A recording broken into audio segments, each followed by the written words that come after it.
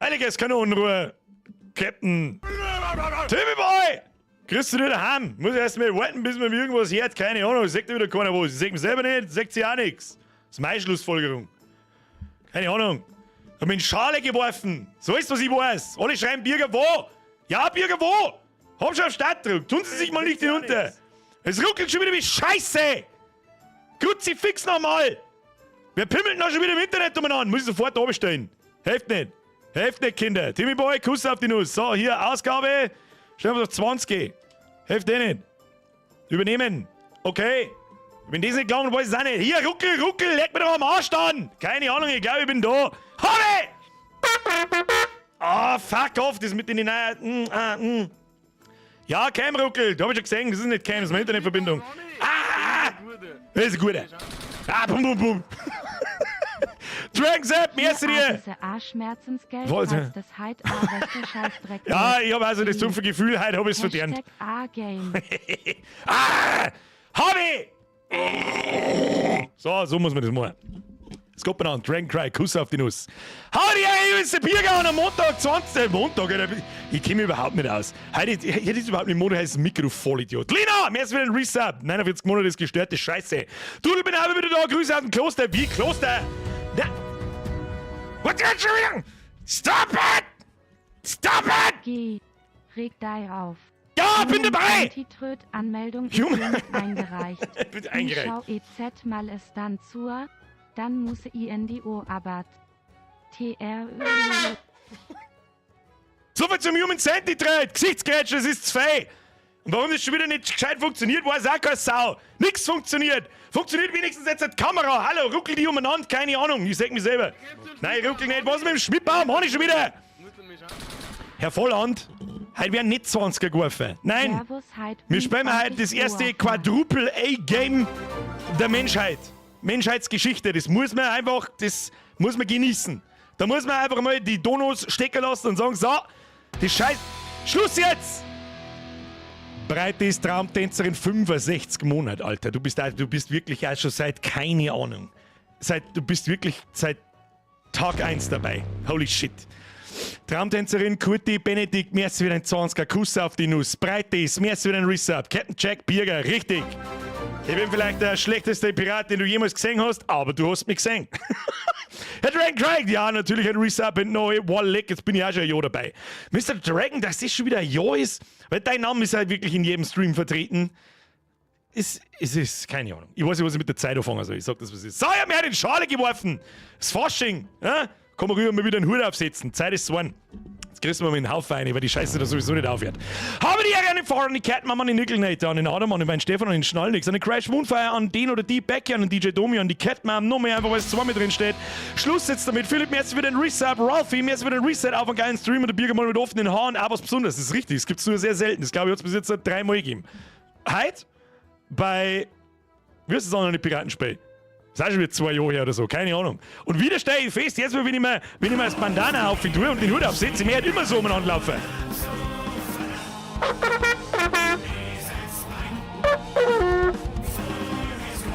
Ein kräftiges R für den Andreas. Welcome to the Squad, merci für die Mitgliedschaft. Kuss auf die Nuss. Sofort noch, ist halt wieder Member Micker. Sehe ich das richtig? Sehe ich das richtig? Herr Weniger!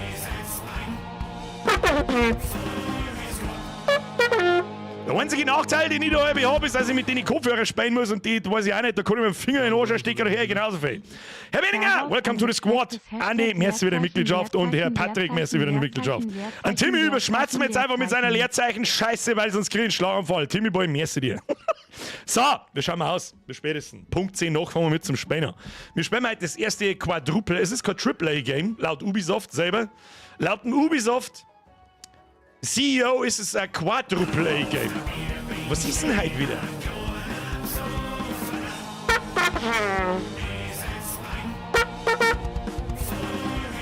Da war ich gehört! Herr Chewie!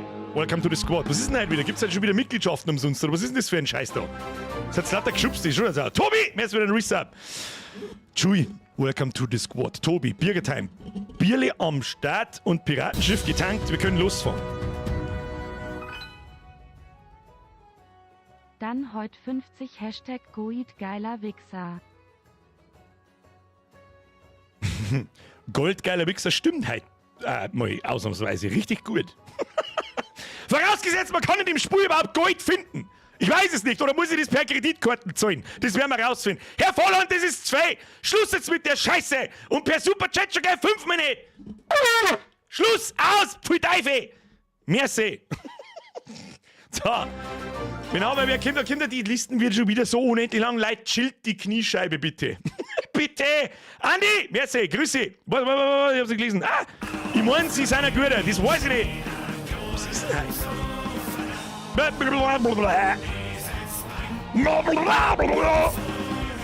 Der Gürgelgickel! Ab in den Chat habe ich dir einen Gürgelgickel. Welcome to the Squad. Pussy aufs Nussi. Der Löwensepp, das weiß ich am Betrag. Sehe ich brauche noch nicht lesen. Heute der Biergeist, fucking lustigen Stream. Außer Bier. Lass das schmecken. Ich werde nicht mehr in Frage stellen, ob du die halbe gerade in der Hand hast. Ich habe den Bildbeweis gekriegt. Werde ich nicht vergessen. Wer war jetzt das wieder? Das gleiche war der Schmitti, das haben wir nicht angezeigt, weil dann keiner weiß warum. Schmitti, dann kriegst du eine Sonderbehandlung, pass auf.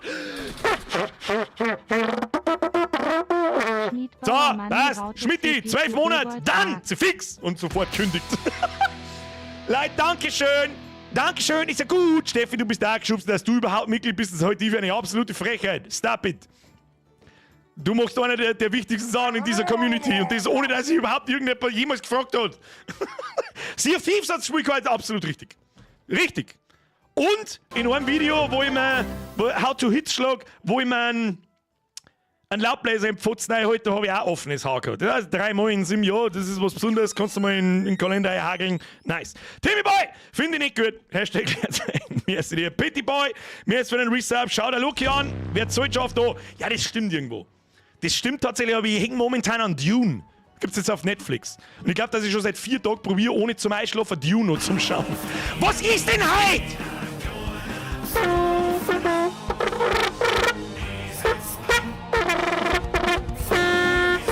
Da war ich gehört. Angedockt, ne? Angedockt. Welcome to the Squad. Merci dir für die Mitgliedschaft. Pussy auf das Nussi. Das ist trotzdem auch immer noch ohne der besten Animationen, die wir haben. Herr Kasper, merci für 1 Euro. Wir haben wieder aus der stillen Zentrale. Herr Kasper, dann verziehen Sie sich zurück in die stille Zentrale und ich sage ein ganz großes Dankeschön. So, haben wir es jetzt? Wie spät ist denn? 2 Minuten, dann geht's los. Ich starte zur Sicherheit schon einmal das Spiel. Wie ist denn überhaupt Kamera? Was tut denn mein Internet? Also ohne Scheiße, was ist das für eine Behinderung? Machen wir mal einen sämtlichen Scheiß aus. Machen wir mal einen Epic Launcher aus. Ich habe übrigens ein Jump'n'Run-Spiel gemacht. So ein bisschen. Man kann schon hin und her laufen und springen. Mehr noch nicht. Aber wir werden sehen. So, das brauchen wir, das gehen wir zu, mal quit. Geht mein Mikrofon noch? Mikrofon, Test 1.0, her mir irgendwie anders so? Nein, hoffentlich haben wir nichts kaputt gemacht, keine Ahnung. Was ist denn das? Manchmal mag man Upload nicht, manchmal mag er schon. Der springt da umeinander wie ein geistig Behinderter. Also, gleich mal vorab die Warnung, wenn es halt ein bisschen umeinander ruckelt, dann liegt es weder an der Cam, die läuft mittlerweile einbahnfrei. Wenn es ruckelt, dann ist es eine Internetverbindung. Was soll ich machen? Weißt du was, wir kommen noch ein bisschen runter rein auf 18, vielleicht geht es dann ein bisschen besser. So, das hilft ja eh nicht. Ja, machen wir 18.000 anstatt 24.000. Bitte lassen Sie mich wissen, wenn die Bildqualität zu stark darunter leidet. Was ist da wieder los? Ich hab's versucht zu ignorieren, ich schaff's nicht zu ignorieren. Mr. MRC, mir ist wieder ein Resub. Das Quadruple A steht für alles am Arsch, Alter. Ubisoft kennt halt keine Spiele. Mich würde ja wundern, wenn es überhaupt fertig ist. Wir werden sehen. Bavarian, das ist 2! Habe dritt, bin schon seit How to Leberkast dabei, bist der beste Borischer Verhaltenskodex. Wo? War der Sturmlackei. Habe die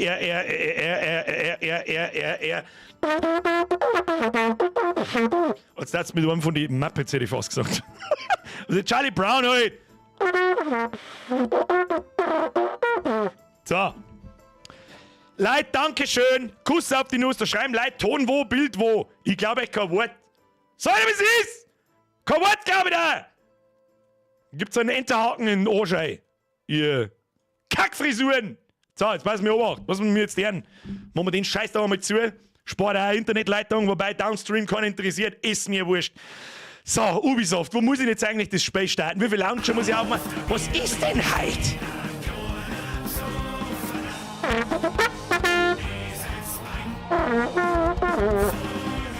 Herr Meil! Du warst da auch schon mit dabei, das sehe ich von da. Das sehe ich, mein geschultes, professionelles Piratenauge sagt das von da. Welcome to the squad, mehr für den Resub. Kuss auf die Nuss. So, übrigens, was sehr interessant ist, Phase 1. Schluss jetzt mit Donations. Ich kann jetzt zwar noch 24 sagen, jetzt machen wir Alert Sounds aus. So, Freunde der Sonne, wir spielen heute Skull and Bones. Ich bereue es jetzt schon so ein bisschen. Aber ich habe euch versprochen, wenn es rauskommt, schaut es sich bei mir an. Wenn wir auch nur vielleicht 2 oder 3 Stunden spielen. Ich weiß nicht, ob es für mehr taugt, ich weiß es nicht, wir werden sehen. Ich drücke jetzt noch mal auf Spielen und schau, was passiert. Und, ja, wie gesagt, sie behaupten von sich selbst, es ist ein Quadruple-A-Game. Das erste der Welt, weil es so groß ist. Große Welten haben aber einen Scheißdreck wert, wenn es stinklangweilige Scheiße ist. Und ob das Ganze stinklangweilige Scheiße ist, das werden wir jetzt miteinander rausfinden. So sieht's aus. Achtung, Achtung, es fährt ein. Die große Seemannsgaleone von links auf Gleis 5. Los geht's. Schauen wir, was passiert. Ja, wie Sie sehen, sehen Sie wie immer nichts. Ich weiß selber, was es ist. Da muss ich erst da reinklicken. Ich hab's eigentlich schon hergekriegt. Da sechst du es. Crossplay. Mit aktiviertem Crossplay kannst du auf SpielerInnen von anderen Plattformen treffen. Ja, wow. Weiß ich nicht, brauche ich da Aim in dem Spiel? Dann ist mir scheißegal, ob ich gegen Gamepad-Spasten spielen muss oder nicht. Oh, der Flaschler hat sich auch eingetroffen. So, ich bin jetzt auch da. Wer ist denn das da? Captain Crack Sparrow. Natürlich, Alter. Bevor ihr das Haus Pfeiferleit donnert und jetzt geht's los. Drücken Sie eine beliebige Taste, um über die Meere zu herrschen. Was ich dem Spiel jetzt schon mal lassen muss. Die ganzen Artworks und Presskits und die ganzen Beutel und so weiter, die ich natürlich immer suche, wenn ich die Thumbnails mache und wenn ich mir ein bisschen mit dem Sperr auseinandersetze, schauen alle übertrieben gut aus. Also auch das da zum Beispiel, das Logo ist mir ein bisschen zu modern, muss ich ganz ehrlich sagen. Der Totenkopf vor allem da mit die Knochen schaut irgendwie sehr modern aus, passt irgendwie nicht ganz. Aber wer zur Hölle hat keinen Bock auf ein ordentliches Piratenspiel? Piratensetting. Geht fucking nochmal immer. Warum zur Hölle soll Fluch der Karibik einer der erfolgreichsten Filme der Welt sein? Gut, liegt vielleicht auch früher am Schauspieler. Aber gut. So, beliebig Taste. Smash it. Ja, freilich brauchen wir erstmal einen Verbindungsaufbau. Alter, mein Ton ist so unterirdisch schlecht. Das Herz als Daddy, weiß ich, in einem Blecheimer drin sitzen. So, hier sind wir. Willkommen bei Skull and Bones. Aufruf an alle Captains. Das ist geschrieben wie in der Orksee-Sprache schon. Okay, da pimmelt man gar nicht lange umeinander. Optionen pimmelt man auch nicht lange umeinander. Da habe ich ein bisschen umeinander gestellt. Soundfall, wie laut, leise, keine Ahnung. Wenn irgendwas zu laut oder zu leise ist, dann müsst ihr es mal sagen. Druck auf Spielen, wichsen wir nicht lange umeinander. Schauen wir, was die Scheiße kann. Oh. Der Anbruch des Kapitalismus. Unternehmen so mächtig wie Nationen beherrschten die See- und die ertragreichsten Handelsrouten. Druckler Nummer 1. Mit eiserner Faust schlagen sie eine Schneise der Tyrannei und Ausbeutung und entfachen einen Krieg um die globale Vorherrschaft.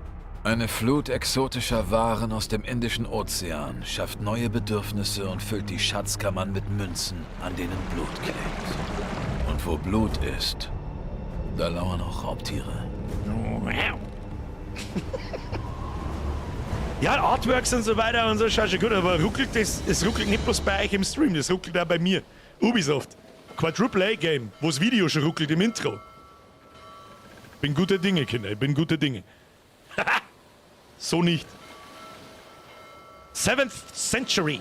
Und jetzt, Bildschirm schwarz, ich sehe überhaupt nichts. Der Baumgartner feiert die Grafik schon wieder, das war keine Ingame-Grafik, das war ein Video. Das ist Ingame-Grafik. Captain Rustler wird uns hängen lassen. Bin ich der Captain Rustler? Geleitschutz geben. Was? Das reicht. Hier war eine Schlacht. Was Die sagt denn der Briten Pfeil kamen da? hier entlang. Das ist doch nicht alles, was von der Fracht der Exeter übrig ist. Kapteni, weicht dem Wrack vor uns aus. Was? A und D. Okay, wir linken umeinander. Okay, es lenkt sich wie, weiß ich nicht, ja gut, ist halt auch ein Schiff, was soll ich sagen? Ah. Okay. Da Ja, drinnen? ein britisches Schiff. Ein britisches Schiff, ich sehe überhaupt nichts, da brennt alles. Grafischer Wir erster haben immer Eindruck, Platz für schaut gut mehr aus. Reichtümer. Es ist an der Breitseite angreifbar. Was? Muss ich da einschießen? Wo geht denn die Kugel hin? Bist du Vollgas? Oh. Was war leicht? Das war aber cool. Oh, bock. Weh, um die Segel zu ist und den Wind einzufangen. Okay, ich drück weh. Ich drück ja schon weh. Oh, okay. Ah, ist so laut. Ist bei euch auch so laut? Was muss ich jetzt tun? Das Blatt wendet sich. Wir schaffen es, die Exeter nach dem Land Okay. zu bringen. Phase 1. Einstellungen. Maus und Tastatur, Maus-Sensitivity runter, weil so kann kein Mensch nicht zielen.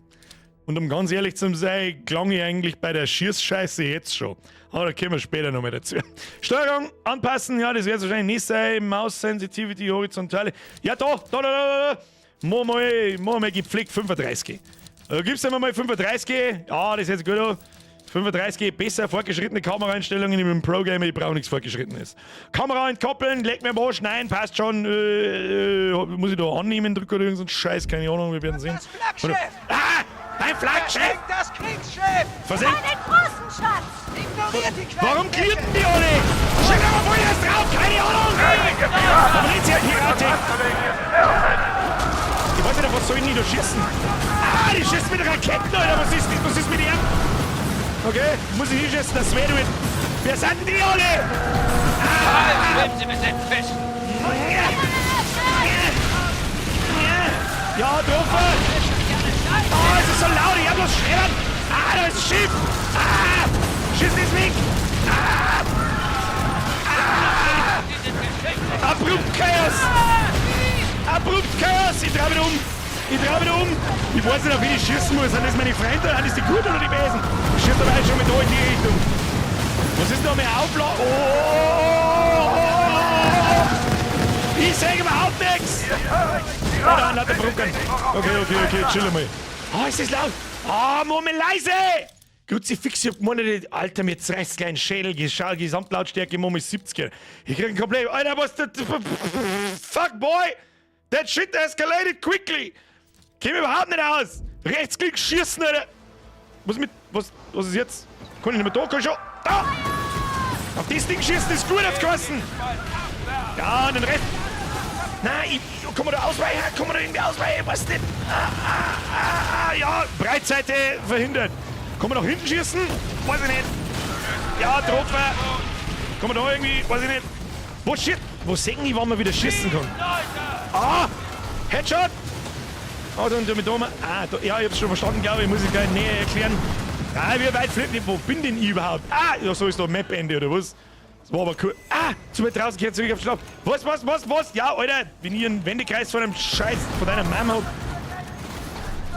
Schieß jetzt da auf das Ding! Was, ich bin doch. Hat's die schon? Ich sag mir jetzt das Schiff nicht hieb, wenn ich das Ding da hinten zusammenschiebe. Was ist. Hat das sowas wie ein Lebensleisten oder so? Ihr Schiff geht bald unter. Okay, das war's mit denen. Dann kriegst du nur eine Breitseite straight to your face. Kann man da. Da oben blinkt was. Kann man das oberschießen? Weiß ich nicht. Keine Ahnung, ballert einfach irgendwo in den Haufen rein, ich werde schon passen. So, jetzt passen wir an. Nein, wir dürfen da linken. Au. Ich glaube, dass wir gleich sterben, das ist alles, was ich weiß. Jetzt warte mal. Und wenn wir dann sofort wieder wechseln, können wir sofort wieder schießen. So, da oben. Ja, ich hab's schon verstanden. Hab ich schon verstanden. Tun Sie sich nicht hinunter und der Rest kippt volle Kann man da aufheben? Nein, kann man nicht. Gib ihm! Aber sterben die Leute eigentlich, wenn ich da Vollgas draufballert? Weiß nicht, die Handschuhe. Sag mal, wie viel Handen das? Ist aber nicht sehr realistisch, dass ich da allein 28 Schiffe versenke. Au, was ist jetzt? Die ganze britische Flotte! Was sollen wir tun, Captain? Okay. Ich verstehe es nicht, was ist da oben? Oh. Keine drinnen, ich käme überhaupt nicht raus. Brudi, that escalated too quickly. Herr Karl, mir ist wieder ein Reset. Kuss auf die Nuss. Das zählt jetzt aber nicht als doof. Ich glaube, das gehört so. Und jetzt wären wir ganz klassisch an den Strand, wahrscheinlich ohne geschwappt, und dann geht unsere super tolle Piratengeschichte los. Möchtest du wetten? Das ist nämlich Writing vom Feinsten in einem Quadruple-A-Game. Da kann man schon mal eine saftige Story mit an den Strand schwammen und erstmal gegen Krebse kämpfen. Kann man mal.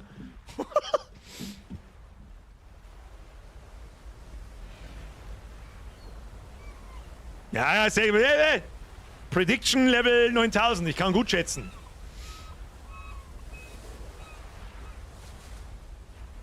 Tatsächlich mit Krebs, oder? Okay, komm, halt ab!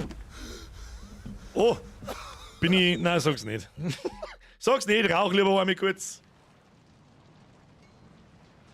Okay. Character Graphics sind in Ordnung. Erster Eindruck so ist in Ordnung. Nein, das wollte ich nicht. Nein, Achtung, F zurücksetzen. Nein, das wollte ich nicht. Zurück, Escape, Upper, ja. Ja. Warte mal, was gibt's da sonst noch so? Da gibt's aber sehr viel maximal pigmentierte. Okay. Wir sind natürlich wir sind Schwede. Was ist das? Tautfarb. Ja, je kasiger, desto gut. Ah, das hilft gegen die Sonneneinstrahlung. Das muss man wissen. So, jetzt bin ich gespannt, was der Charaktereditor kann und wie viel Zeit dass wir da drin wieder verscheißen.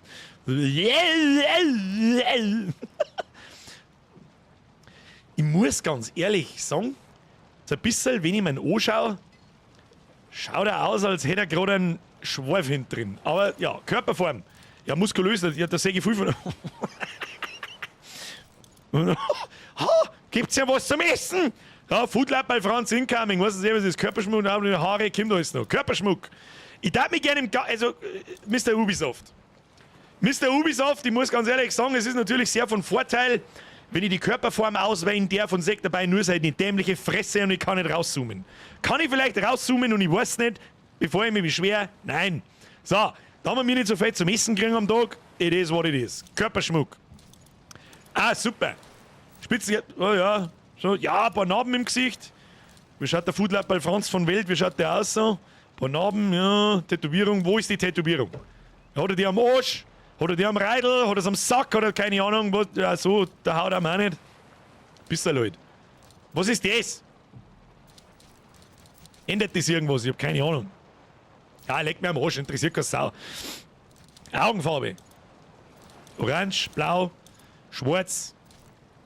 Ah ja, das ist immer gut. Was haben wir da? Ja, komplett blinde. Das erklärt dann mein Gameplay, das passt dann schon. So, Haare. Jetzt bin ich gespannt. Das wichtigste Utensil sind immer Haare. Oh, hat ein bisschen was vom Guybrush. Mr. Guybrush, haben Sie die letzten 14 Tage nichts zum Essen gekriegt, bitte? Oder? Schaut ein bisschen aus wie der Sänger von Boy It's Car. Nein, das ist kulturelle Aneignung, das ist nichts. Ja, können wir schon nicht. Haben wir nicht irgendwie, gibt's Bärte? Ich brauche einen fetten Bart. Phase 1, ich brauche erstmal einen Bart. Gib Bart, ja. Stabil. Stabile Pornobalken. Ja. Oh, das ist sehr piratig. Schön. Ich darf auch ums Verrecken in einem Quadruple A. Ruckelt hart. Echt. Ich weiß nicht, was meine Internetleitung tut. Es tut mir sehr leid. Wenn es ruckelt, einfach mal einen neuen Laden bei euch. Es liegt aber auch zum großen Teil bei mir, meine Internetleitung Fakt vollkommen umeinander heute wieder. Ich kann es nicht ändern. Warte mal, ich schaue mir noch mal, ob nicht doch irgendwas im Hintergrund läuft. Schauen wir mal schnell, machen wir das einmal zu. OBS. Nein, es läuft nichts, was irgendwie aus Versehen. Irgendwas. Oh, das haben wir noch zu. Wahrscheinlich schaut sie vorhin wieder irgendwelche Sachen an oder was weiß ich, was treibt. Das hilft nicht. Der ist auf Drogen, sag's wie es ist, Birger. Ja, stimmt. Auf, was das was sind denn so Piratendrogen? Weiß man das? Was sind denn so Piratendrogen? Warum ruckelt das Ton auch? Weil alles ruckelt, wenn bei mir die Internetleitung nicht gescheit funktioniert. Wir können es noch probieren, dass ich es noch ein bisschen weiter oben schraube, aber ihr müsst mir dann sagen, ob 16, ob dann langsam die Bildqualität leidet. Ja, aber noch mit 2000 oben. Sagt es mir dann. Bitteschön. Dankeschön. So, jetzt pass auf, wo waren wir? Bärte, ja, der ist sehr piratig, der ist sehr piratig, den nehmen wir. Was nehmen wir für Haarfarbe? Rot, seelenlos, das ist nix, klassisch braun. Machen wir schon einen stabilen Piraten, ne? Machen wir ausnahmsweise mit keinen totalen Volltrottel. Jetzt gibst du noch ein paar Haare, das sind aber nicht viele Haare. Glatzen, ein Dutt. Ja, was ist das schon wieder für ein Behindertenregler da? Grüezi, fix Ubisoft mit deiner Scheiße, wie du für Gamepads wieder herkriegt und für sonst nix. Du Schwachmatentrottel. Ja, herzlichen Glückwunsch. Stell dir vor, du kannst Haar für deinen Charakter auswählen und dann nie wieder ändern, aber du darfst es vorher nicht anschauen. Gratuliere, Quadruple A-Game. Da, und wenn ich mit dem Mauszeiger oben da irgendwo drüber vor bleibt, ach, okay, leck mich doch. Klang ich schon wieder komplett. Was ist denn das? So, jetzt halt. Was ist das einfach nur? Gib mir einfach nur lange Haare. Wieso schaut denn sein Knack hinten aus, als Daten im Tor fein? Was ist das? Ja, so. Muss ich so. So mal anschauen. Der Klange!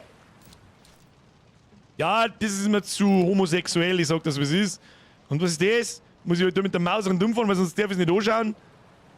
Ja, weiß ich nicht, wie weit, weiß ich nicht, was tue ich jetzt, wenn ihm da hinten 3 Dreadlocks ins Arschloch hängen? Das darf ich leider nicht sehen, Ubisoft. Ja, scheiße. Scheiße. Scheißendreck. So schaut's aus. Ja, was nehmen? Keine Ahnung. Das halt einfach. Leg mir am Arsch. Dunkelbraun. Kennst du dunkelbraun? Das nehmen. Ja, schau doch mal schon so kurz aus. Das war kurz vorm Verhungern, gell? So, Gesichtsbehaarung, Hammer. Leck mich am Arsch mit der Scheiße. Charakter, Editor, komplett durchgefallen. Sag ich dir gleich schon. Also so eine Scheiße. Was auswählen? Weiter! Fortsetzen. Also Tab, ja, sehr intuitiv. Wenn jetzt Tab fortsetzen ist, dann scheiß ein Ratzen. Tatsächlich. Geh, komm, Ubisoft, geh nach Hause. Bereit, die See zu erobern, weiß ich nicht, ist weiter wieder Tab. Das darf nur Sinn machen, nein, diesmal ist leer Zeit, okay. Los, leck mir am Arsch. Ich hab nämlich das dumpfe Gefühl, sein Charakter sagt mir sowieso nie wieder. Jetzt haben wir das Mir, haben wir mir Rekalo. Passend. Ich verstehe keinen Ton, was die labern. Versteht sie irgendwas? Ich hab keinen Ton verstanden. Lass mal den Untertitel. Wieso ist denn das jetzt wieder so beschissen? Also, kurze Frage in den Chat. Habt ihr ein Wort verstanden, was die labern? Es war doch jetzt mit der Vertonung am Anfang alles in Ordnung. Und auf einmal hört man wieder nichts mehr. Was? Musik, Lautstärke, Benutzeroberfläche, Dialog, Lautstärke 100. Audiodynamikbereich, machen wir Nacht. Was ist denn Dynamikbereich nachgekommen? Audioausgabegerät, keines. Macht da ganz viel Sinn. Geh, leg mir mal. Du musst Freemans Glück geerbt haben. Lauter, ich versteh dich nicht! Verflucht seien die Briten und der Nebel. Die verdammten Briten! Du kriegst auch nicht viel zu messen. Das ist offensichtlich. Wir haben überlegt und finden dich. Hast du Audio auf 5.1? Eigentlich nicht. Ich würde sagen, unser Glaube, stopp. Was die labern interessiert mich sowieso ein Scheißdreck. Pass mir auf, gehen wir nochmal auf Audio, schauen wir nochmal. Ich weiß schon, was der Sprechen meint. Es kann gerne mal sein. Textchat, Sprachchat, Mikrofon aktivieren, an. Ja, das brauchen wir auf alle Fälle. Sprachchat, Mikrofon, keine Audioausgabegerät. Jetzt pass mir auf, Audio-Dynamikbereich, Audiokanal Standard. Wähle eine Lautsprecherkonfiguration. Man hat 2 Lautsprecher, Stereo halt.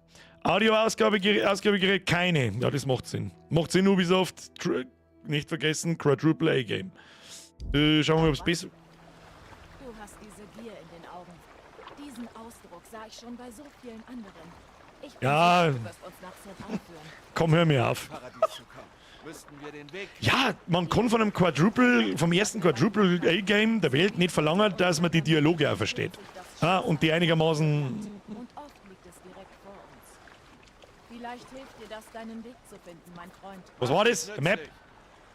Geh ans Ruder. Du schaffst mir gar nichts! So schaut's aus! Segel. Der Wind Sonst gibt's einen wird den Dropkick. Kurs losen. Folgen wir ihm. Und mein Instinkt sagt mir, dass du nicht schwimmen kannst. Schau mir den Sack los noch. Gehst unter mir aus dem Eishock. Freemans Glück uns hold sein. Freeman's Glück, jetzt pass auf. Jetzt bin ich, oh, das ist aber, wer ist denn der Lil Melfik Klelil? Muss ich da wieder mit anderen Spackos speien? Sag ich das richtig? Kann ich dem gleich mal eine brennen? Tu mir, okay, was muss ich denn da? Wo bin ich, wo wohne ich, wo sind wir? Was ist da? Fischi? Keine Ahnung, was ist denn jetzt? Eine zerbrochene Planke plündern. Was? Was muss ich da? Erstmal schauen wir erstmal rundum. Okay, Grafik kann sie sehen lassen. Kann man gut, ist aber auch nichts Besonderes mehr im Jahre 2024. Flucht aus dem Paradies. Finde einen Weg. Deine DAO, was ist eine DAO? Der dümmste anzunehmende User. Was? Druck X. Deine DAO zu reparieren und segel nach Saint-Anne. Lege an der Insel an, die auf deinem Kompass markiert ist. Wo ist mein Kompass? Auf M. Map! Okay, das ist aber großer Mauszeiger. Okay. Das ist das Schiff voll vor uns, das kriegen wir hin. Da ist ein weißer Hai, was der kann, der frisst uns wahrscheinlich, keine Ahnung. Und da werden wir, was ist da, Aufträge ansehen. Sind das unsere Aufträge? Frucht. Die Frucht aus dem Paradies. Ja, das ist eine sogenannte Drachenfrucht. Und was bei mir auf? Left Control, was tut Left Control? Weiß ich nicht. Oh, was ist das? Bearbeiten, schließlich, was ist das? Es gibt nichts zu gekochtes Essen, es gibt nichts zum Essen. Was haben wir da? Reparaturset, haben wir nicht, benutzen. Heckkamera aktivieren, deaktivieren. Wir haben das hergebracht. Control, nein! Deaktivieren, wir machen so einen Scheiß. So, mal schauen wir da, was haben wir da? Premiere-Kamera aktivieren. Achso, das ist dann. Was? Ich kann noch schneller. Trimm die Segel. Nein, ich trimme überhaupt nicht die Segel. Ich muss erst mal wissen, wo ich wohne. Was haben wir das? Das ist Fotomodus, braucht kein Mensch, wer macht Fotos von was Ähnliches. Und jetzt kann ich da Sachen auf F. Okay. Mehr hat's nicht der Link fürs Quadruple A-Game. Drüber fahren und F drücken. Habe ich jetzt kaputt gefahren? Wenigstens haben die Dinger Physik. Ja, sammeln wir gleich. Nicht so schnell! Blinder Das nehmen wir alles mit. Was haben wir da? Altmetall. Können wir das alles brauchen? Ich weiß es nicht. Ja, wir sammeln jetzt da einfach. Ah ja. Ich kann, kann ich da nicht irgendwie am Boot umeinander gehen oder so? Lass mich mal jetzt da. Was ist das da? Krähennest ein ausblenden. Wir haben ja gar kein Krähennest. Was ist das da? Wasserflaschen. Seemannslied. Wollen wir nicht Seemannslied haben? Rad 1, Rad 2, was ist das? Mit Schiffstier interagieren. Okay, jetzt hat es gerade Pluspunkte gesammelt. Sag ich da, was ist? C bearbeiten, schließen, Rad 3, da haben wir noch nichts. Ja gut, wir sitzen da in irgendeiner so einer kleinen Scheißausboje drin. Die Frage ist jetzt, ist das... Oh Gott, da ist der weiße Hai. Was kann man mit dem da? Kann ich den da schießen? Weiß ich nicht, frisst uns der? Wir werden sehen. Kann ich irgendwie einzoomen? Nö. Was war das für Ton? Kann ich irgendwie den Fisch fangen da? Da mit Fischschall fangen jetzt da. Kann man nicht fangen. Na gut. Da hinten ist ein Fragezeichen. Das werden wir uns anschauen! Da der Pickel. Weißt du, was mich schon als das Erste, was mir auffällt?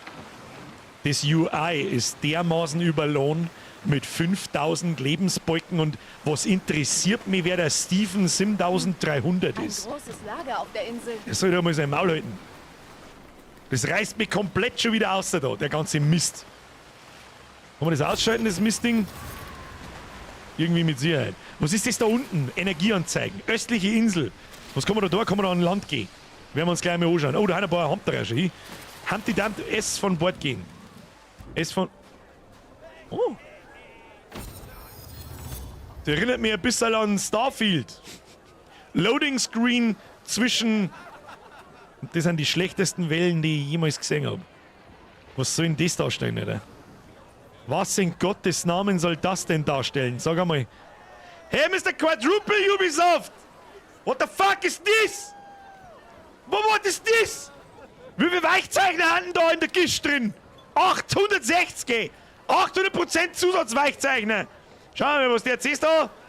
Tanzen, warum? Weil ihr nichts zum Fressen habt. Schaut euch an, ihr Trottel. Was kann ich denn jetzt da tun? Kann ich noch mit irgendjemandem beim Schmerzen? Hallo? Ach, wallig.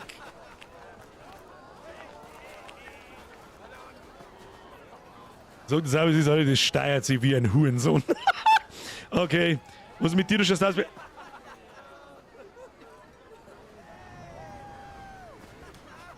Quadruple A-Game. Was haben wir da? Akazienplanke aufheben. Wo habe ich die jetzt? In meinen Arsch grunzen, oder was? Was tue ich da? Kochen. Ich habe gar nichts zum Kochen. An Lagerfeuern oder Kochtöpfen kannst du Nahrung zubereiten. Der Verzehr von gegrilltem Essen erhöht sofort die Ausdauer der Besatzung. Gekochtes Essen gewährt Ausdauerregeneration und sogar einzigartige Stärkungen. Okay. Aber ich habe halt nichts. Da kann man Fischschal machen. Was haben wir da? Einen gegrillten Hai. Und da Fisch, Haifleisch, haben wir alles nicht. Bestandteile fehlen. Okay. Ja, gut. Was der Fahrer schreibt, ja, 800% Zusatzgischt, Weichzeichner, ja, aber dafür ruckelt's. Und ich möchte wohlgemerkt an, viele wissen ja nicht, was ich da für einen PC habe. Sag ich, was ist? Ich habe da eine 4090 drin und die läuft auf 100%. Das heißt, die frisst gerade 500 Watt. Was ist denn jetzt wieder? Ich habe meine Hände gar nicht an der Tastatur und ich renne irgendwo umeinander. Ach, geh, komm. Geh an Bord. Ja, schön. Weil Animation, dass ich aufsteige und ja, ist egal. Fahren wir zu. Komm, fahr zu, sammeln wir ein paar Holzbreckerl und dann schauen wir mal weiter. Ich hätte gerne eine Kanone, ich mag mal auf irgendwas schießen. Los. Ansonsten, um ganz ehrlich zu sein, das Wasser schaut da cool aus. Ja, schaut richtig gut aus sogar. Aber die Wellen am Ufer, naja. Aber Hauptsache da vorne irgendwelche 5 Kacknoobs umeinander, deren scheiß Lebensleisten ich in meiner Fresse drin hab. Das ist wichtig, Ubisoft. Ja, I'm immersed as fuck. Und immer F-Smashen. Den ganzen Tag F-Smashen. Da, hier Altmetall einsammeln. Das nehmen wir mit. Ich sag mir irgendwie schon, das bis Level 500 zu machen. Aus irgendeinem Grund. Da schon hier. Das beamt sich, muss man wissen. Das ist hochmoderne Piratentechnologie. Die beamt sich dann in dein Boot. Und Land voraus. Was für... Eine Rettungsleine des Schicksals. Eine Rettungsleine des Schicksals! Hier weg! Ja, bevor wir da tun, ich muss sagen, da hier zerbrochene Planke, rustige Nägel, geil. Die kann ich mir gleich Knirschein reinhauen. Dann wir da noch ein bisschen rumfahren. Lenken, dass ich das Ding auch nicht so hundertprozentig geil, muss ich ganz ehrlich sagen. Was ist da noch? Oh, da die Fischschall. Wie sind denn da die Fischschall? Wie hat denn der die Fischschall da gemacht? Ah! Musst du da? Das ist mein Parkplatz, du Huren! So, haben wir jetzt da. So, ja, da wird eine Schlägerei. Schauen wir noch zu, wie lange das schlägern. Habt ihr zwar nicht schon auf der anderen Insel gesoffen? Ich hab keine Ahnung. Und warum ist deine Flaschen so halb durchsichtig? Das verstehe ich nicht. Voodoo-Hexe! Okay, tschüss. So, jetzt müssen wir irgendwas reparieren. Da, du bist der Pump voll. Brudi, du bist der Pump voll. Jetzt pass mir an, jetzt, die Steuerung, jetzt pass auf. Ich zähle jetzt von 3 oben, dann gehe ich von der Tasten runter. 1, 2, 3. Warum bleibt dann jetzt stehen? Vorher so viel schon.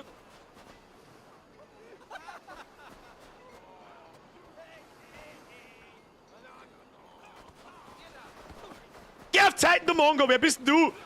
Hau dir den knockerten Arsch unter deinem Regal. Kann man irgendwie sprinten oder so? Na. Erster Piratenoffizier. Bist du über dem? Wieso werden neu. Was ist denn diese Steuerung? Oh!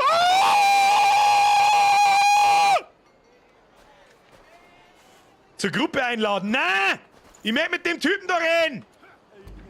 Interagieren. Steven. Na, leck mich am Arsch mit dem Steven!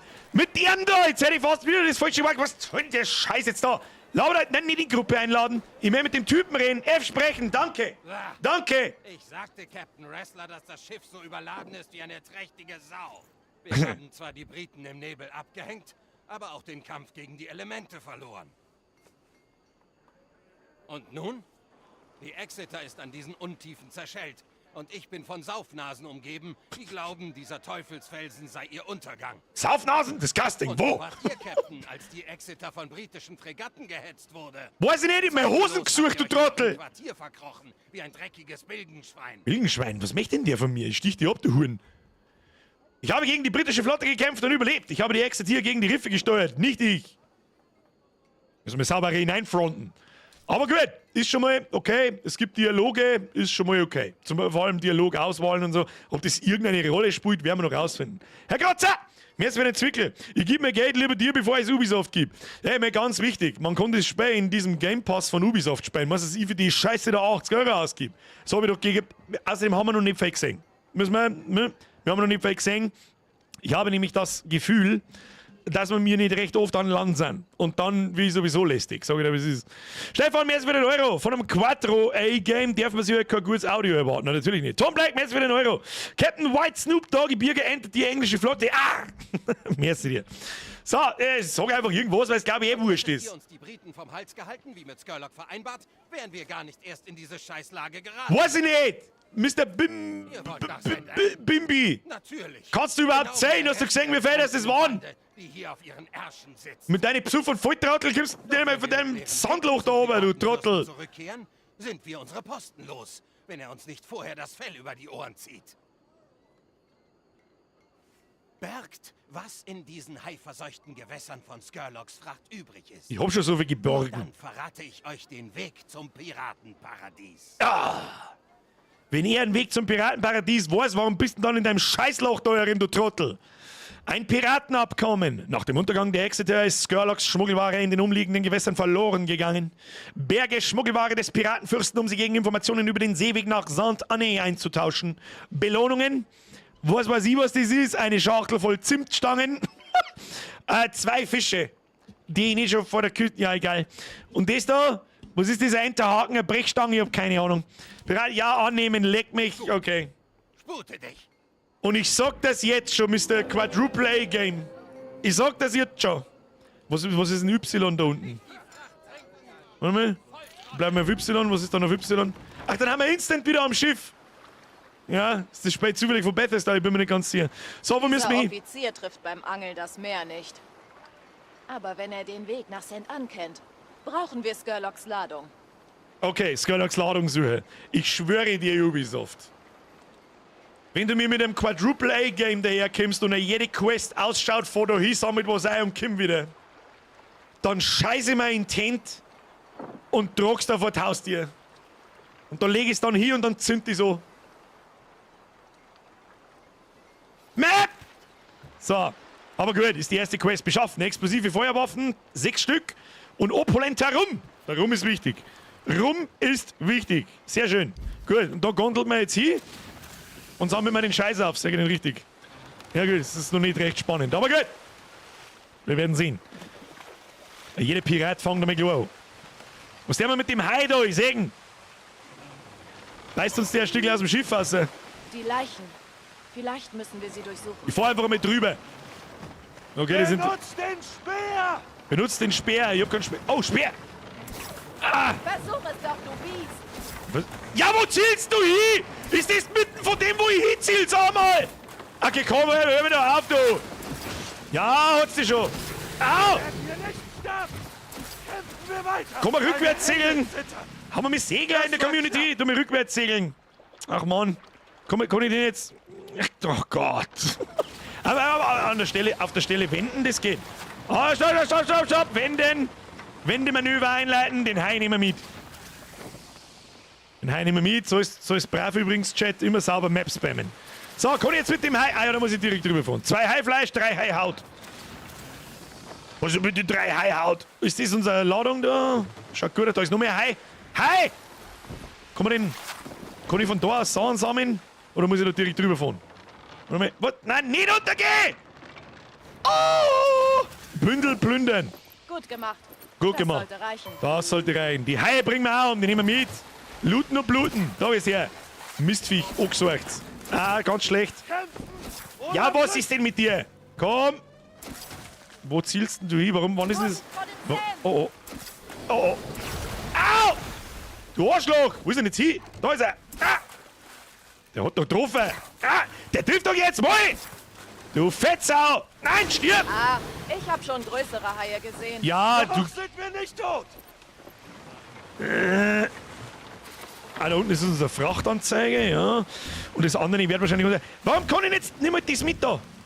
Warum kann ich das nicht mitnehmen? Es können nicht mehr Gegenstände dieses Typs geladen werden. Wie?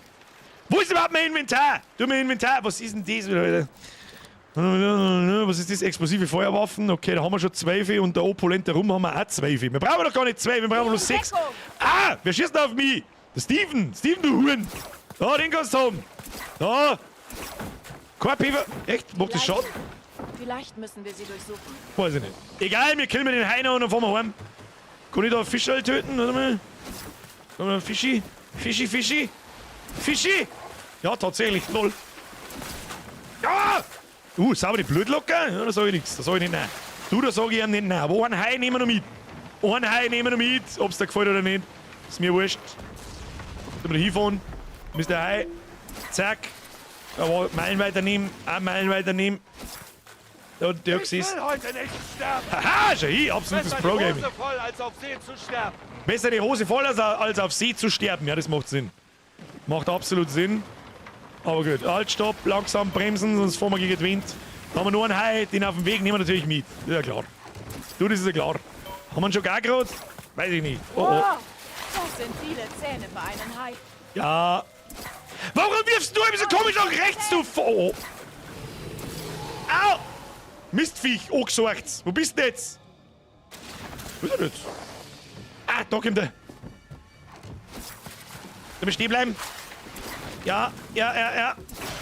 Hat's dich schon. Beeindruckend, wie du mit dem Speer umgehst! Ja, ich komm mit Heute meinem Speer noch ganz entkommen anderes wir an. dem Tod. Tun Sie sich mal nicht hinunter. Da ich glaube im Chat gerade die Frage gelesen habe. Was? Wieso kann ich das nicht mitnehmen? Doch, habe ich schon mitgenommen. Gut, so. Jetzt volle Kanone voraus, zurück. Da krieg ich halt jetzt schon das Kotzen, wenn ich heute das Ding oder einen Wendekreis wieder im Mann. Gut zielen. Gut zielen, na was soll ich nicht zielen? Ich hab keine Zeit jetzt mehr zum Zielen. Da, den Scheiß. Versuch es doch, du Biest. Was für ein Biest, Alter, ist er? Oh. Da, den kannst du haben. Den kannst du haben. Da ist lang gewinnst du, Huren. Wir nehmen das Klump da mit. Da ist noch einer. Ich kann nicht wissen, wie ich mag eigentlich auf Schiffe schießen und nicht auf Haie schmeißen. Geh mir nicht daher zu mir. Geh mir nicht daher zu mir. Geh mir nicht, damit ich nicht so weit fahren muss. Kim? So, danke. Doch die Gefahr Haben wir das dabei? bleibt. Passt. Wir schaffen es lebend heraus. Ah, Pro-Gaming vom Was denn? Feinsten. Wo ist überhaupt unser Lane? Das ist hinter mir. Wir haben ja schon noch stabil. Da. Klamize! 15 Mann auf das Toten-True. Joho, und eine Buddel voll rum. Versoffen und beim Teufel ist die ganze Crew. Joho, und eine Buddel voll rum. Sehr schön. Klamize, danke dir. Kuss auf die Nuss. Von hinten mehr für den Resub, einmal mehr für den Fünfer und dann den ganzen Rest auch so an von Bord gehen. 3000 km/h. So. Gehen wir abliefern, explosive Feuerwaffen abliefern, opulenter rum. Ja gut, jetzt bin ich gespannt, wie sie die weiteren Quests gestalten und wie dann das eigentliche Gameplay ist. Ihr sucht den Weg nach St. Anne. Ja, Danke für abgeben, die Waren. bla, laber mich schnell, vielleicht verschont Skirlag meinen Kopf. Ja, das kann man nicht überspringen, doch kann man schon eine Fracht nicht beschützen können, ja, bla. Findet selbst. Findet selbst nach St. Anne Stiefel lecker. Ich schulde euch kein Stück Silber im Arsch. Schon gar nicht, wenn meiner auf dem Spiel steht. Warum fragt ihr nicht Captain Wrestler? Vielleicht kennt seine Leiche den Weg. Jetzt verschwinde, Bilgenschwein. Und das lassen wir jetzt einfach zu gefallen. Hey, Mr. Quadruple Bimbi. Du lebst noch, Bilgenschwein. Bimbi ist übrigens das neue Wort für Nosenbohrer.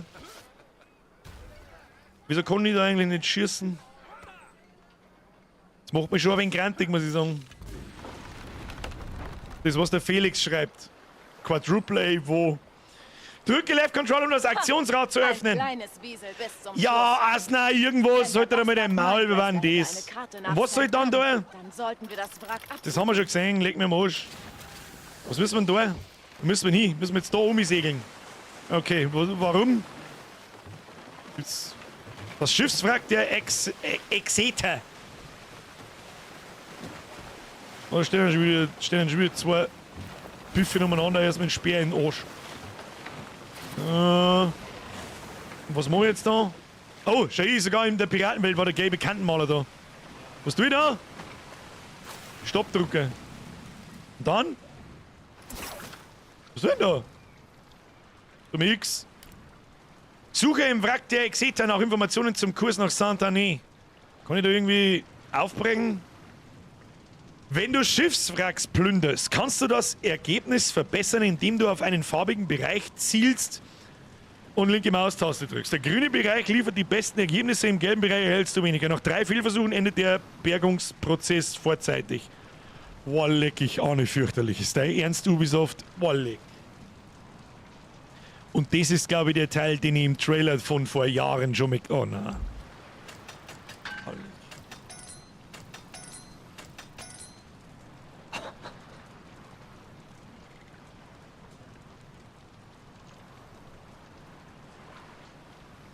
Quadruple A Piraten Game, in dem ich ein Schiff entere, in dem dass ich diese Art von Minispiel spiele. Geh, komm, halt doch deine dämliche Schnauze, Ubisoft. Bist du nicht ganz dicht oder was? Ob's nicht ganz dicht bist, hab ich gefragt! Kann ich da jetzt wenigstens in das Schiff eingehen oder irgend so? Wenigstens etwas. Okay. Ich hab Schlimmeres befürchtet, sag ich dir, wie es ist. Suche im Wrack der Exeter nach Informationen zum Kurs nach Saint-Denis. Finde Captain Wrestler und erhalte eine Wegbeschreibung nach Saint-Denis. Kann ich da irgendwie kämpfen oder so? Ich kann überhaupt nichts drucken und nicht zuhauen oder irgendwie so. Was haben wir da? Lesen. Haha, didn't read. Weiter. Was haben wir da? Da an Kanonen. Kann ich... Ja, steiler Berg. Hab ich schon gesehen, es gibt da keinen Sprint oder so. Was schäbert denn da so umeinander?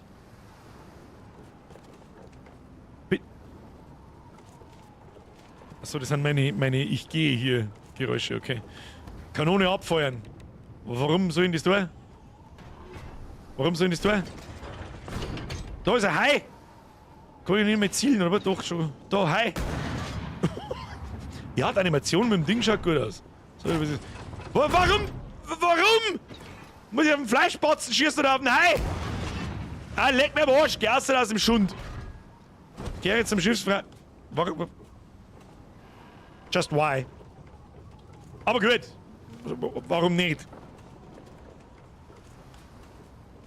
Captain Wrestler müssen wir finden. Bist du besser oder bist du guter? Da gibt's was zum Lesen. Hab keine Zeit zum Lesen! Kann man das nicht mitnehmen, oder? Das schaut doch gut aus. Oh. Cutscenes.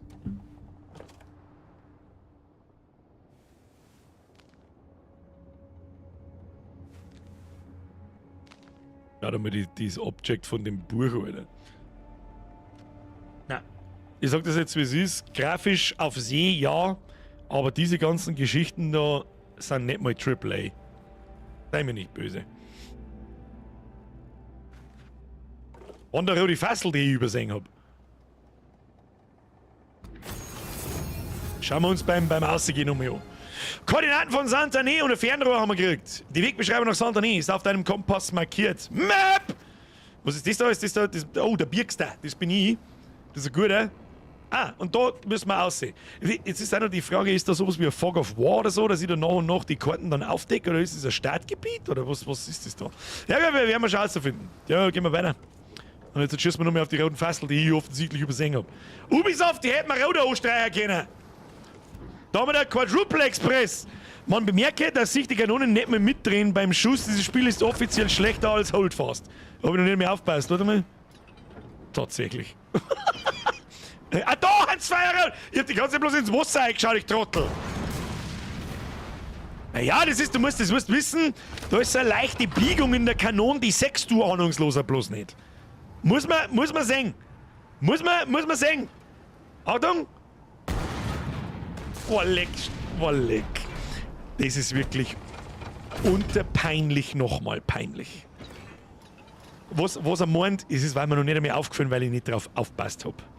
Wenn ich da nach links zielt die Kanone nicht mit. Jetzt pass auf, jetzt wenn ich da hinschieße, kommt die Kanonenkugel einfach von außen und fliegt in die Richtung. Pass auf.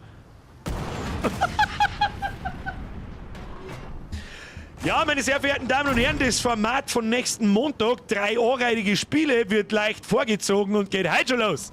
Bloß heute heißt, die heutige Folge heißt ein anreidiges Spiel. Oh mein Gott, Ubisoft, was haben wir uns da wieder gedacht? Sag. Alleg.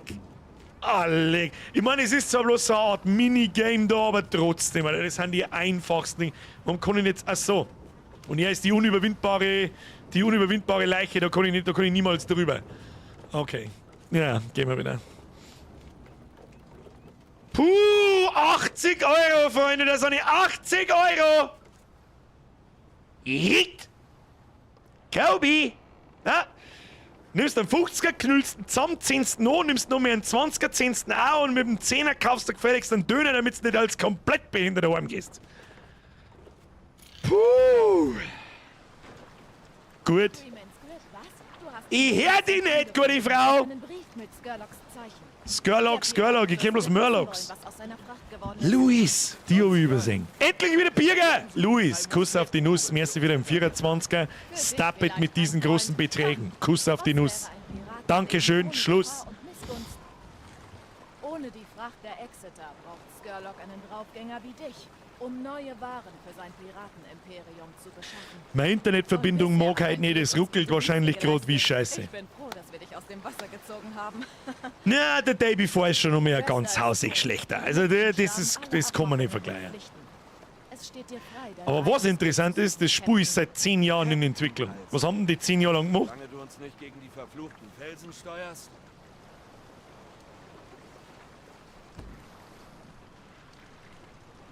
Endlich lassen wir diese verdammten Atolle hinter uns. Du bist ein Glückskind, Captain. Mein Gefühl sagt mir, dass alles gut wird. Ja, mein Gefühl sagt mir, dass ich Krebs am Hoden krieg. Stell dir Da vor, krieg ich was wir was gemeinsam ist das, erreichen Alter? könnten, Captain. Was ist Wir das? könnten eine Flotte aufbauen Mein Gott, und halt unsere doch mal Feinde die Fresse, du Wir könnten Rindviech! ins Gesicht lachen. Kruzifix Wir doch könnten mal! sämtlichen Göttern Halt die tanzen. Schnauze! Kurs auf St. Du sollst deine scheiß Schnauze Wenn diese halten! Leute auf dem Weg über Bord gehen, kann ich damit leben. Los! Setz Kurs auf das Piratenparadies! Haben wir jetzt fertig geschmatzt, ihr zur Volltrottel! Mit einem behinderten Mist! Weißt du, was ich sag? Sein scheiß Lebensbalken und der Dusty Pain und der Zerlüster Sepp, der da vorbeiguckt. What the fuck is this? Wozu jetzt? Gott sei Dank, dass da der goldene Strahl vom Himmel runterkommt, weil ich gnadenloser Volltrottel war überhaupt gar nicht in der Lage, dass ich da jetzt einfach geradeaus aussegelt, bis ich da bin. Auf Gang meiner Träume. Aber mein Gott, halt die Schnauze, du dämliche Fotze! Deine... Weg dir aber auf. So. Wozu jetzt mit deiner Scheißhaus? Weiß ich nicht, wie man es umbaut. Blumsklo. Mit einer Fahne drauf. Fix. Hätte ich niemals hingekriegt, wenn der goldene Strahl nicht von mir gekommen war. Leck mich am Sack, oder? Zitronenbaum! Hier, nimm mein Geld, aber bitte bau lieber die Nippelklötze Piratenbar weiter. Dieses Spiel ist eine Frechheit. Wir haben ja gerade das Intro gespielt. Zitronenbaum, danke dir. Wir geben ihm eine faire Chance. Wir geben ihm eine faire Chance.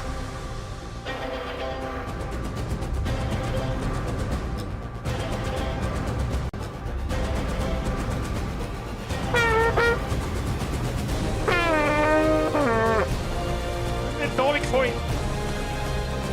Wohl nicht.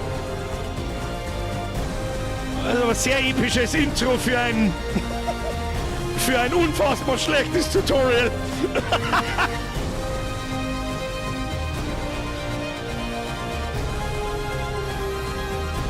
Ja, wie viel Ubisoft gibt's, Leute?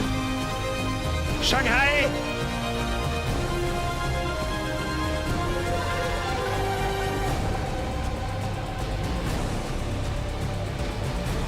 Man versucht also auch in-game mit dem Trailer zu blenden. Nice try, Ubisoft. Fisch. Der schaut im Baldur's Gate 3 besser aus. Just saying. Chinesenboot, hab ich genau gesehen. So, haben wir wieder da. Haben wir jetzt schon eigentlich schon was zum Essen gekriegt? Der Soundtrack ist okay, ja, natürlich, gut. Wie gesagt, in der Präsentation sind sie immer extrem stolz. Man schaut das jetzt so, das schaut ziemlich cool aus. Kann man sagen, was man mag. Dann sehe ich ihn wieder als Charakter oder sie als Charakter. Dann macht sie das Maul auf und alles, was mir ein ist, ich reiß da deinen Kehlkopf aus, du Rindviech, halt die Schnauze, es interessiert mich nicht. Versteck von St. Anne ist eins davon. Dein Schmugglerversteck ist Was immer ein Pirat woanders. hier findet man es. In St. Anne machen wir aus Glück. So, Luis! Bürger ruhig! Nein! Sherlock erleichtert uns die Nein! Dieser Brief beweist, dass du ein Kuss auf die würdiger Nuss. Pirat bist. Junge, leckt's bei euch auch so? Ja, es leckt bei allen, leider Gottes. Meine Internetleitung ist gerade nicht die beste und offensichtlich hat YouTube ein paar Probleme. Das ist extrem schade. Ich habe meine Chance nicht genutzt. Ja, schade drum. Wir Echt brauchen schade. Sherlocks Treue nicht, um Ruhm Was auch interessant ist, dass immer wieder mal ihr Name dort steht und dann ist er wieder weg. Weiß nicht, was das für einen Sinn macht. Ein ordentliches Schiff wäre ein Anfang. Außer du willst es dir auf der Dau gemütlich machen. Ich bleib beim Schiff, während du an Land gehst. Und kümmere dich nicht um den Abschaum, Captain. Denk daran, wir sind nur dem Wind Rechenschaft schuldig.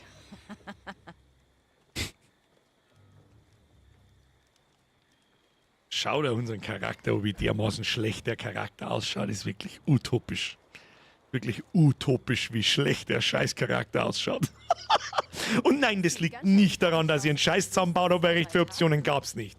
Die schauen alle ziemlich schlecht aus, muss ich ganz ehrlich sagen. Java zerfällt doch jetzt schon. Und stinkt übel nach Walpisse. Ja. Was, redest du von mir oder vom Spiel?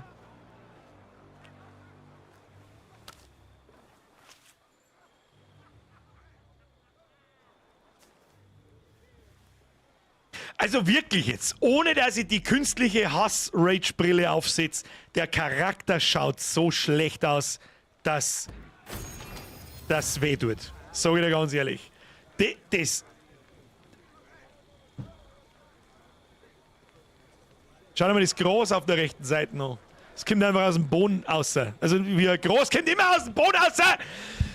Das weiß ich schon! Aber du weißt schon, was ich meine. Das ist einfach, da ist kein Übergang, da ist kein Garn. Ach, gekommen.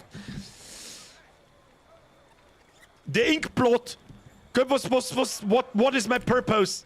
Überbringe den Brief und berichtet John Sherlock vom Schicksal der Hexe. Okay. Oh, auf einmal kann ich laufen. Ich bin auf einmal im Vollsprint-Mode. Ja. Super Movement. Wo muss ich hin? Kann ich da mit irgendwas interagieren? Kann ich? Also ohne Witz, jetzt kann ich da irgendwas machen.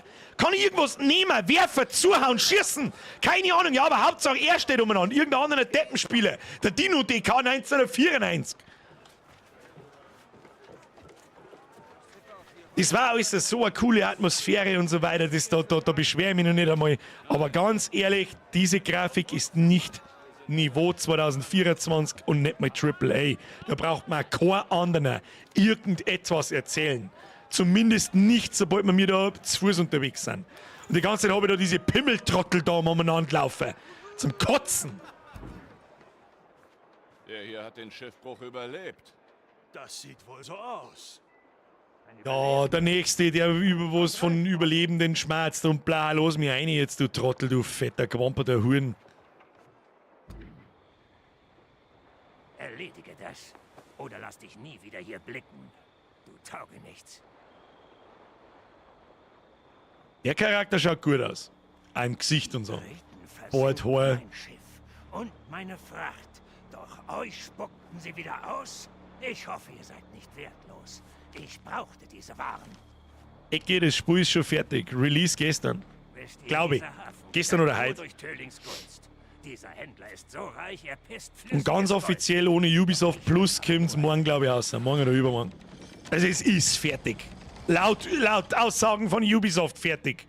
Also nicht fertig. Das Schwein reibt mir seinen Arsch ins Gesicht. Ja, sicher! Ich schicke eine volle Ladung und er verlangt das Dreifache. Ich brauche mehr, Kapitän. Ich raube die Händler aus und besorge euch die Waren. Ein paar Geschäfte und ich besorge euch die Waren. Ja, freilich rauben wir die aus. Los! Ein waschechter Pirat, was? Ja, sicher! Ihr werdet ein gutes Gespür für Beute brauchen. Hört ihr jetzt bitte auf, mich mit Gold zuzuscheißen? Kinder, gehen sei! Dein Name habe ich in Verbindung mit so einem goldenen Rahmen noch nicht gelesen. Für das, dass du für uns probierst und für eine Flasche Baldrian. Ja, die kann ich brauchen. Und ein Backel Ritalin, da die auch noch nehmen. Damit ich wieder runterkomme von dieser Scheiße! Aus den Lumpen und auf ein richtig... Tilboy! Far Cry 4 schaut besser aus, es ist 10 Jahre alt und von fucking Ubisoft, aber da haben sie anscheinend noch was können. Das kann sie hingehen. Und ganz ehrlich, ja gut, das täuscht oft. Es wird ja gern mit Black Flag, ja? Assassin's Creed Black Flag verglichen, das war in einem Piratenzeitalter etc. oder Piratensetting. Da hast du auch an Land gekommen und Kämpfer und Assassin's Creed halt, aber gleichzeitig hast du da deine Crew gehabt und dein Schiff und da hast du umeinander gekommen und Schiffskampf und so weiter. Das ist über 10 Jahre alt. Das weiß ich gerade nicht auswendig, von was für einem Jahr das ist, aber von wann ist ein Black Flag? Assassin's Creed Black Flag? 2014? 2012? Kann man das etwa sagen? Und ja, mich interessiert übrigens einen Scheißdreck, was der Typ labert. Ich sag das ist mir einfach egal. I don't give a shit. Wenn ich mir jetzt was ausdenke, was die Geschichte da ist, da war ich am Anfang schon richtig und schwappt an den Strand ein, da war sogar der Krebswasser dabei und jetzt schließen wir uns wahrscheinlich irgendeinen Piratentrottel und machen wir Aufträge für den, bis wir selber stark genug sind. Wow, grandiose Geschichte, quadruple-würdig. Black Flag war tausendmal besser, da hat Black Flag eine bessere Grafik gehabt, ich hab's zumindest besser in Erinnerung. 2013, ja, da war ich gar nicht so weit, was hab ich gesagt, 2014 und 2012. Ja, immer nur gerade Zahlen, das ist wie beim Fernsehen mit der Lautstärke. Da darfst du immer nur auf 6, 8, 10, 12, 14 stehen, sobald es auf 15 oder auf 17 steht, na, ist der Ton nix, da ist der Ton nix. Gauli! Servus Birger, ein bisschen beim scharfen Birger schauen. Sicher, das sonst. Merci dir. Timmy Boy, merci dir und vom Glensei, Dankeschön. Schluss jetzt mit der Donaterei. Dein Ruhm repräsentiert deine Stellung und deinen Einfluss in der Piratengemeinschaft. Wenn du deinen Ruhm steigerst, werden neue Dienste und Aufträge verfügbar. Ganz klassisches Level und Processing, das ist ja, ich nenne es einfach mal Processing, das ist ganz normal, damit habe ich jetzt gerechnet, das ist okay. Je schwieriger die Herausforderung, desto mehr Ruhm kannst du dabei erlangen. Okay, ganz normales, einfaches Rufsystem. Drücke Tab, um dir den Reiter Ruhm in deinem Logbuch anzusehen. So, wir sind Außenseiter.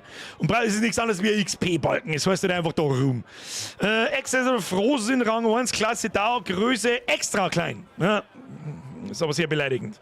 Schnelligkeit, 4 Knoten, Trimmgeschwindigkeit, Fracht, Ausdauer, leerer Platz, Angriff. Das heißt, da können wir offensichtlich auch eine Kanone installieren oder irgend sowas. Was haben wir da herum?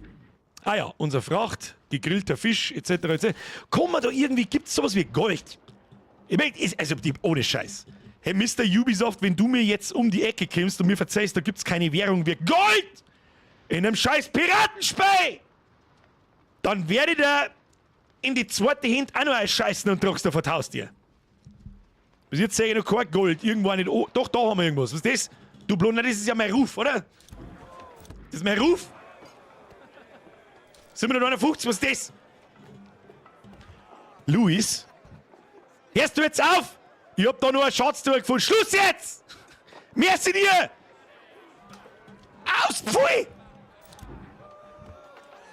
Tutorial, ich brauche kein Tutorial! Was muss ich machen? Baue mit Hilfe der Piratengemeinschaft von Saint-Denis deine Flotte auf. Sprich mit dem Schiffsbauer. Wo ist der Typ? Wo ist der Typ? Geradeaus hat's geheißen irgendwo. Oder ist es da oben der Kompass? Ja, sehe ich schon. Du, mir laufen jetzt. Vollsprint. Vollsprint, mein Guter. Na, was ist das? Benutzen. Grüßen. Ja, das ist wichtig. Emotes sind das Allerwichtigste, weil die kommen später irgendwann, wenn es später am Bach geht, kann man die dann per Ingame-Shop verkaufen. Gibt es einen Ingame-Shop? Ich weiß, bis jetzt habe ich noch keinen gesehen, aber wir werden sehen. So, da kann man sauber einen aufkochen, das werden wir jetzt mal schnell probieren. So, was ist, mal sehen, wie es funktioniert. Wahrscheinlich simple as fuck. Gegrillter Hai, das braucht dann so und so viel Lagerplatz. Jawohl, du hast Sim. Haifleisch benötigt 1 und da haben wir auch, den wir gerne sauber aufgrillen. Ja, wunderschön. Also es ist wirklich auch wunderschön gestaltet. Wenn ich Bock kriege, so richtig in einem Piratenuniversum zu versinken, dann wünsche ich mir nichts mehr als Menüs im Menü, wo ich dann Pfeile klicken muss. Das ist schön. Ja, da fühle ich mich so richtig schön immersed, richtig ins Spiel hinein gesogen. Na, Hast du mal 7 Fische gebrutzelt? Ja, das machst du jetzt mit dem Hai auch. Und dann war er tut noch nicht mal was an dem Kessel, dass er zumindest... Doch! Ja, er riecht einmal. Okay. Aber wenn ich was drücke, tut er nichts. Also ja, komm halt dein Maul. Weiß nicht, ob das nicht Skyrim schon besser hinkriegt vor 13 Jahren. Komm, hör nicht auf! Quadruple dein Arschloch, du! Scheiß aus Frisur. Briefkasten, der ist wichtig. So schaut also in der Piratenwelt der Briefkasten aus. Ja. Ich bin ja sehr zuversichtlich, dass andere Piraten aus anderen nicht verschlossenen Briefkästen mit Sicherheit noch nie was gestohlen haben. Eine richtig sichere Geschichte. Post wird abgeholt. Muss jetzt echt... Was ist denn das alles da, Alter? Ungebrochenes Brot. Brot! Bereit, der wilde Reparaturset Godro. Was ist denn Godro, Alter? Klickt mal an, was kann das? Nehmen. In so eine Freiheit, willkommen in Unternehmen, sagt, wer denn bla. Was kann das? Was ist das? Sind das Aufträge? Bestätigen. What? Da gehen wir Sachen, Piratenflaggen, Fragen.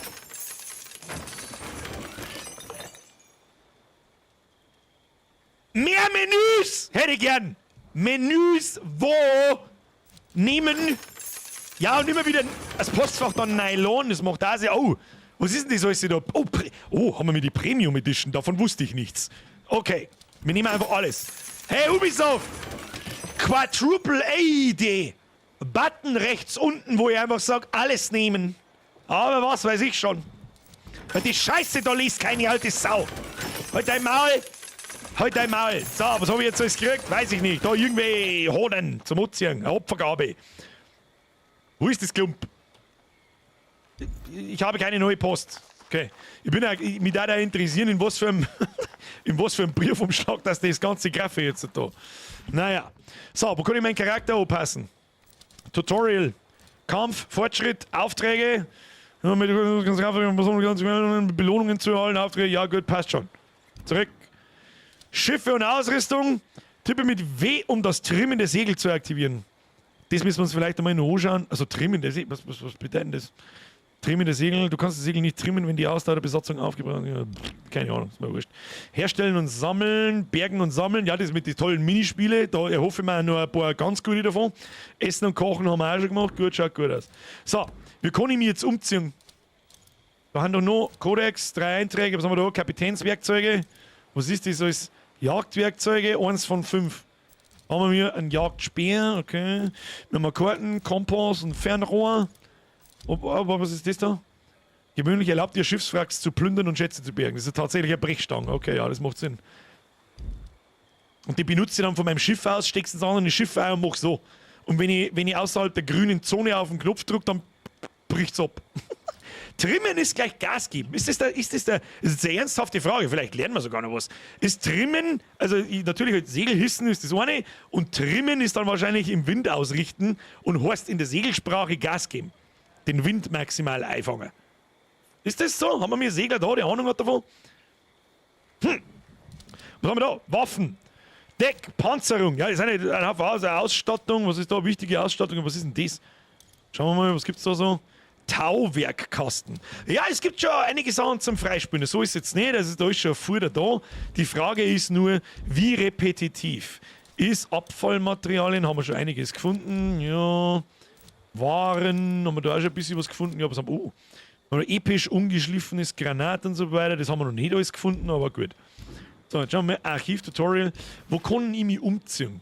Ich dachte gerne jetzt einfach, ich habe doch jetzt da Kleidungsstück gekriegt. Dann haben wir da Kapitänskiste benutzen. Vielleicht müssen wir da dazu aufs Schiff oder muss ich da eventuell, da ist das Lagerhaus. Schauen wir mal, was das kann. Das ist sowas wie Stash. Ja, halt dein Maul, interessiert mich ein Scheiß, verpisst. Ja, halt die Schnauze. Die Frage ist, was ist jetzt da nützlich zum Umidor und was nicht? Ich habe keine Ahnung, was hat denn das? Das ist was zum Essen. Das gibt Energie, das ist ein Reparaturset wahrscheinlich, das repariert unser Schiff und das ist halt zum Craften. Die Frage ist, jetzt muss ich das jetzt mit da wieder... Ach komm, da muss ich da bei jedem einzelnen wieder 3 Knöpfe drücken, dass es enden ist. Komm. Kann man das nicht schnell... Ach komm. Wage, komm! Hau doch ab mit deinen 85 mehr. Ach komm. Klick um, ziehen, irgendwas Intuitives, Quadruple A an meinem Arschloch. Explosive Feuerwaffe, im Vorrat, Wiederherstellung bewaffnet, selten mal leck mir am Arsch. Mit dem jetzt alles da um, das werden wir dann schon rausfinden. Was ist das da? Akazienplanke. Ja, weg mit dem Schund. Was? Pff, keine Ahnung, da haben wir noch was. Ja, annehmen. Highhaut. Highhaut braucht keiner durch, alles fort. Ach komm, Alter. Spiegel auf der Map zum Umziehen. Echt? Den habe ich auch noch nicht entdeckt. Achtung, Map. So, schau das Movement da. Da vor mir bleibt, was tu denn? Was ist da? Was ist das, Alter? Okay. Spiegel auf der Map. Ah ja, tatsächlich. Also es gibt tatsächlich. Okay. Ja, ist akzeptiert. Ist akzeptiert, dass man es nicht einfach so on the run machen kann. Wo ist der Spiegel? Spiegel, kann man irgendwas markieren auf der Map? Tu mir so mal. Aha. Und dann. Ah ja. Bin ich schon Start. Ist okay. Ist okay. Finde ich sogar ganz gut, wenn man dazu irgendjemandem hingehen muss. Es war eine schöne Transition, die war wunderschön. Ah? Jeder Epileptiker, der sitzt daheim, der denkt sich, geil, it's time for a Epilepi. Epilepi! Sprechen, Schneiderin.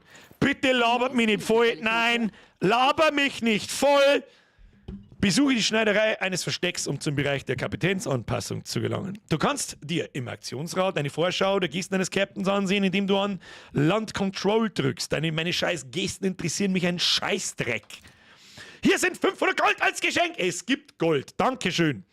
Um dir bei deinen ersten Schritten zu helfen. Mit Gold kannst du kosmetische Gegenstände im Shop freischalten. Tja, und mit meiner Kreditkarte noch viel mehr. Auf diese Worte noch. Escape. Okay. Gegenstände kaufen und ausrüsten, Aussehen ändern. Den Scheißdreck kauf ich. Ja, ich liebe Gott, dass wir ausschauen. Wunderschön. Ah, da kann man das noch mal alles ändern. Ja, Ausrüstung. Okay. Ja, ich mag nicht mehr Aussehen ändern. Mehr gern Kleidung ändern. Weil ich nicht den ganzen Tag umeinander laufe, wo ich mit einem Putzlumpen.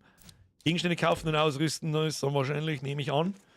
Gibt's da so Ausrüstung, Geste? Mich interessiert nur Ausrüstung. Okay, oh, okay. Ja, Freunde der Sonne, Prediction, auch wenn es jetzt noch keinen Shop gibt, ich meine, so weit sind wir noch nicht. Spiele machen gern so, die lassen die Fuhren die zuerst mit Zeug und so weiter und irgendwann im Laufe des Spiels kommt dann der Shop. Was erstens absolute Frechheit war, wenn das Spiel 80 Euro kostet. Aber gut. Und dann gibt es da super coole Ausrüstung zum Kaufen und so weiter und so fort. Das schaut sehr barbarisch aus. Und dann wirst du mit sowas angefordert. Das ist so. Sich so zu kleiden, wie man will. Halt die Schnauze! Müsst ihr aber zu jedem Scheiß einen Kommentar abgeben! Halt dein Maul und auf! Das schaut stark aus. Das schaut auch stark aus. Aber ich hätte gerne ein Hemd. Verstehst? Waren das die Hüte, die ich hab? Nimm mit den Hut. Das ist ein guter. Masken? Haben wir da irgendwas? Ja, das nehmen wir. Das ist gut. Was kostet das da so? Ah, wir haben 600 Silber, 500 Gold. Okay, es gibt Gold, das ist schon mal gut. Also ist das als Silbermünzen 759 oder ist das Premium-Währung? So wie es bei Diablo ist. Könnte natürlich auch sein. Wo sehe ich, was das Ding kostet? 600. Ja, zum Kaufen haben wir noch nicht genug. Ah, das rentiert sich natürlich fett oder für 200 Gold auszugeben. Rentiert sich, vor allem den Charakter sieht man auch so oft am Schiff. Ja, nehmen wir das. Haben wir schon, muss klar. Was haben wir da? Saubere Käden. Gibt es bei den Piraten eigentlich keine Hämmerten, die vorn zuhauen? Das ist einmal meine grundlegende Frage, die ich habe. Was haben wir da noch? Oh, ja, oh. Mit dem Ding rennt ja jeder umeinander, das garantiert. Weil jeder die Premium Edition hat und keiner diese Scheiße da kauft. Ja, BH ist wichtig. BH ist wichtig. Sah schon besser aus. Machen wir so. Ich komme ja nicht dran. Da muss ich auf E drücken. Muss ich so machen. Und, was ist das? R, außerzoomen. Okay, jetzt brauchen wir noch ein Hosal. Haben wir noch ein schönes Hosal? Warte mal. Das ist so dumm, dass wenn ich mit dem Mauszeiger da drüber fahre, jetzt mir das Menü umschalte und wenn ich nicht... Warum muss ich das umschalten, wenn ich drüber fahre und nicht beim Klick sag? Das war im Character Editor schon so eine dumme Scheiße. Da kriege ich Kotzen bei seinem Scheiß. So. Weiter, was haben wir da? Einen sauberen Gürtel. Untenrum. Wie schauen wir untenrum aus? Ja. Zoom bitte aus, weil ich nichts sehe. Alles Mist, das ist das Ding, das dazugehört, passt. Okay, Handschuhe haben wir natürlich auch, brauchen wir natürlich auch.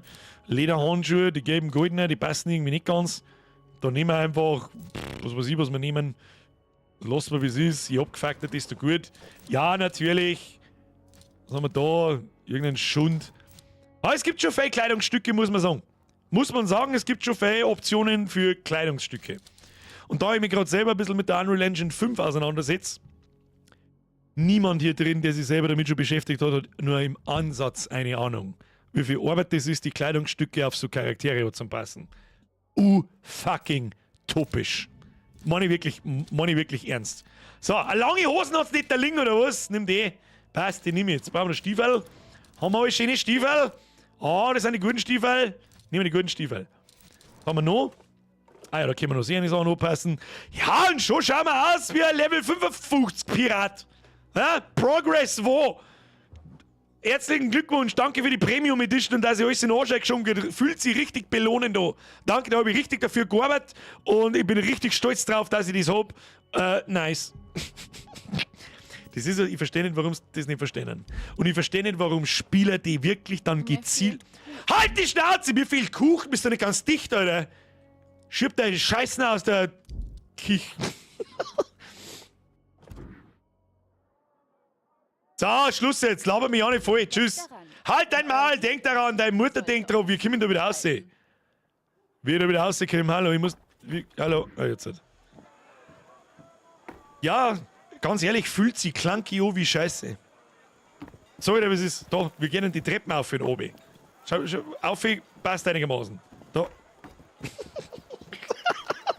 Alles klärchen. So, Schiffsbau, wo? Was ist denn das da? Wo? Ach, Alter, stufenloses Zoomen gibt's auch nicht. Okay, da müssen wir hin. So, wo ist das? Diese Richtung. Kriegen wir hin. Pissnelke von Captain. Kostet mir einen Moschlecker, interessiert mich nicht. Was haben wir da? Der Zimmermann. Bist du der Rieder? Du bist der Zimmermann. Was tut der Zimmermann? Er hämmert Zimmermann. Da, Schiffsbau. Easy. Schau mal, was du kannst. Ja, Seetang, laber mich nicht voll. Tu irgendwas. Ich will eines Tages die Weltmeere beherrschen. Bla bla bla. Tu irgendwas, sag mal, was kannst und laber mich nicht voll. Versteht eh keine Sau. Wenn wir jetzt schauen, dass mit Audio für Dialoge in Tetrat. Handwerkszeug. Ohne die richtigen Werkzeuge zum Navigieren in der Suche nach den Gelegenheiten kommt ein Captain nicht weit. Stelle Kapitänswerkzeuge her, um Materialien für dein erstes Schiff zu sammeln. Okay. Ein Pirat steuert sein Schiff. Ja, doch wie er sich und Zoom verhält, bla. Besuch meinen Freund Zane, der ist nebenan, ja, bla. Oh. Ming, ming, ming. Padre, die hab ich übersehen, Messer wieder ein Zwickel. Dreh die Lautstärke vom Spiel wieder auf. Zu Befehl! Herr Kaloin! Besser? Hör ich mich selber nicht. Von lauter Schäberei. Der Schiffsbauer, Money. Jamba, ihr habt euch bisher an einem fetzen Glück geklaut. Um euch hier einen Namen zu machen. Ja, Bimbi, halt die Maul. Halt die Maul, ist ganz wichtig. Ich bin bereit, Blut zu vergießen! Ihr seid eifrig. Gefällt mir. Aber passt auf, dass ihr nicht euer eigenes Blut vergießt. Das sind schon Wir gescheite können uns Weisheiten. Ja, gegenseitig- halt die Fresse jetzt, du Trottel. Um Waffen, Ausrüstung und Werkzeuge herzustellen, benötigst du Baupläne und Materialien. Sammelwerkzeuge werden verwendet, um Rohmaterialien aus der Region zu sammeln. Werkzeuge für die verschiedenen Materialtypen können beim Zimmermann im Piratenunterschlupf hergestellt werden. Im Kodex findest du weitere Informationen zum Sammeln. Also da gibt es offensichtlich eine Spitzhacke zum Steiner sammeln, Mineralien sammeln, eine Säge zum Hölzer sammeln und ein Sichel zum Draht sammeln. Keine Ahnung, was weiß ich. So, neue Gegenstände herstellen, kaufen und verkaufen. Kaufen. Was haben wir da? Es gibt bloß 3 verschiedene Werkzeuge. Oder wie? Fernrohr, Stufe 2, Brechstangen haben wir schon, Jagdspeer haben wir auch schon. Okay. Was kostet der Bums? Erforderliche Kosten, ich hab... Ja, wir müssen wieder Sachen einsammeln. Okay, benötigt 1, kostet 20. Ja, hau rein. Hau rein! Bau das Ding! Brrr. Wunderschöne Animation. Die wünsche mir, so viel Liebe zum Detail wünsche mir öfter. Man stelle sich vor, in der Last of Us 2, wenn der die Waffen zusammenbaut und das sagt man in 25 Stunden Game Time nur ein einziges Mal, ist er total verkatzt dann. Bau den Schund jetzt da. Bau den Schund jetzt da. Easy. Vielleicht kommen wir wieder ins Geschäft. Ja, das weiß ich nicht. Ich glaube ja nicht. Ich glaube ja nicht. So, wo müssen wir hin? Machen wir so. Das ist immer wieder weggehört. Und was ist dann meine Aufgabe? Ja, hoppala. Sammle Materialien, um beim Schiffsbau dein erstes Schiff bauen zu lassen. Sieh auf deine Karte, um Ressourcen aufzuspüren. Beschaffe Akazie 8. Oh. Ja. Was gibt's Spannenderes als Holz zu sammeln? Wir haben ja schon hingekriegt. So, jetzt laufen wir mal. Wo geht's denn überhaupt zum Schiff hier? Ah! So weit zu deiner Scheißdraht! Sound auf! Du Kackfrisur!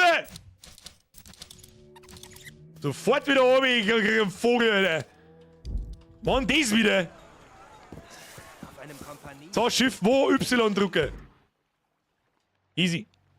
Segel setzen, Fracht verwalten, Schiff verwalten, reparieren. Das Schiff wird sofort repariert, kostet 3. Ja, machen wir. Ja, Spitzenanimation. Nice, Alter. Schiff verwalten. Was kann man da so? Name bearbeiten. Haha! Blums. Klo mit Fahren. Dann nicht Blumsklo mit F. Passt schon. Schiff wechseln. Haben wir keins. Also Schiffverschönerung haben wir auch keins. Muss ich das da Stufen vom Schiff wahrscheinlich. Na gut. Frachtverwalten, reparieren, Schiff wechseln, Segel setzen. Habe ich da Zugriff auf mein Lagerhaus? Tatsächlich. So schlau waren es dann doch. Okay. Wunderbar. Ist das jetzt die Fracht, die ich am Schiff habe, oder was? Ich habe da alles Summe gelagert. Geplündertes Holz? Ja, Fracht alles Summe. Ah, das ist halt schon... Dass ich da wirklich 3-mal klicken muss, bis das ganze Klump da hinten ist, ist das allerletzte. Entschuldigung, aber das ist das allerletzte! So, Segel setzen. Ich fahr jetzt einfach irgendwo hin und... Was? Feindliches Schiff? Ich hab gar keine Kanonen. Was soll ich machen? Ich kann mit dem Speer drauf werfen. Da, der Tak. Das ist schon Level 3. Das ist brutal. Das ist ein brutaler. Was haben wir da? Irgendein fettes Handelsschiff wird die Ware haben, die wir suchen. Was heißt das da? Akazie, irgendwo am Arsch der Welt. Irgendein fettes Handelsschiff. Ja, mit was sollten ich bitte andere Schiffe versenken? Bist du so vor dem Springen und fliegt das andere Schiff da hinten? Wo fahren wir denn hin? Lass mich schauen. Fahren wir straight in den Norden auf, da fahren wir her. Das schaut gut aus. Bin gespannt, was... Ja. So, volle Kanone rein. Maximale Knoten. An der Stelle, das einzige Gute, was es heute zum Singen gibt, sind übrigens meine offenen grauen Haare. Und wenn das kein Like wert ist, dann weiß ich es auch nicht. Auf Like sollst du drücken, hat's gesagt! So, wer ist da? Der Nightfall Devar. Du bist ein ganz starker. Ja, den kannst du haben. Ich kann nicht. Bringt Wetter voraus! Fasern! Die Wolken schauen jetzt auch nicht gerade so super geil aus, muss ich sagen. Na, fahren wir mal zu der Insel. Schauen wir, was passiert. Ich soll Holzhacken gehen? Ja, ich weiß eh. Da fahren wir erstmal über den Hai drüber. Passt schon. Gefechtsstationen! Nicht, warum denn? Vorsicht, da im Wasser treiben sich Haie rum! Wer hat denn jetzt da geschrien? Da ist überhaupt keiner. Der Hai soll mir abhauen jetzt. Graue Strähnchen, richtig. Für jedes graue Strähnchen mindestens ein Like. Das heißt, wir haben morgen 1,5 Millionen Likes auf dem Video. Damit ist das erfolgreichste Video, das ich jemals gemacht habe. GZ an mir selbst. Ach so, sind da echten Haare. Ja, natürlich, das sind meine echten Haare.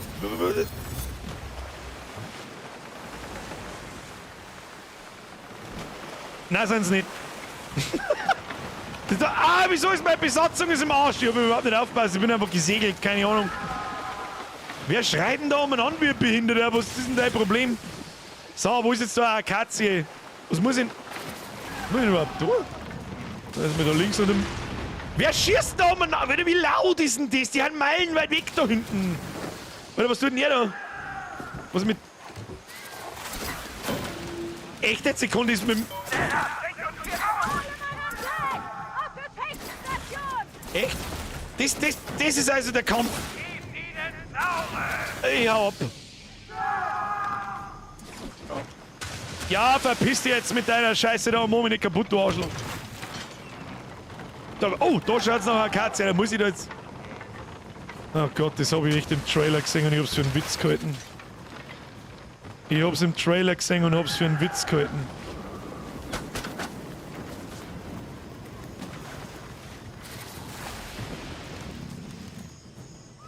Alle in Deckung!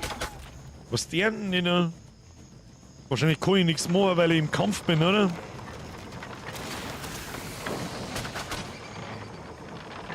Okay. Mir hält man nicht mehr so viel aus, muss ich sagen.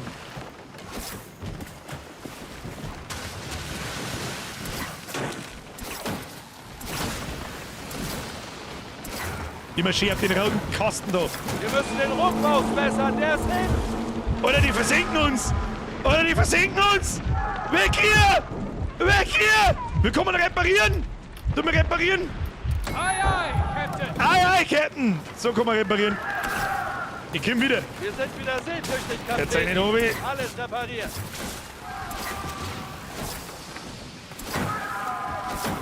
Der Feind schießt! Oh, Kurven, ja, eine Salbe hält man schon noch aus. Ist das sagenhafte Gameplay? Ist das dein verfickter Ernst, Ubisoft? Und das soll jetzt wie viele Stunden lang mal? Eine Salbe hält man noch aus.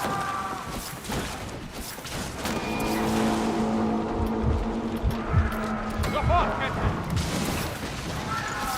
Ich versenk die jetzt, ich sag das, was ist. Wieso hatten die also beschissen Aggro? Mei, wo ging denn die Speere hier, Alter? Ach komm. Wo wirft der Speer hin? Sag mal! Ja, jetzt. Er brennt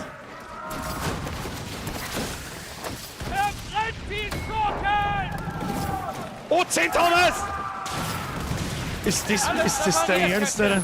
Das hält eine Weile. Okay. Wir versenken das andere Boot mit Speeren. Weil...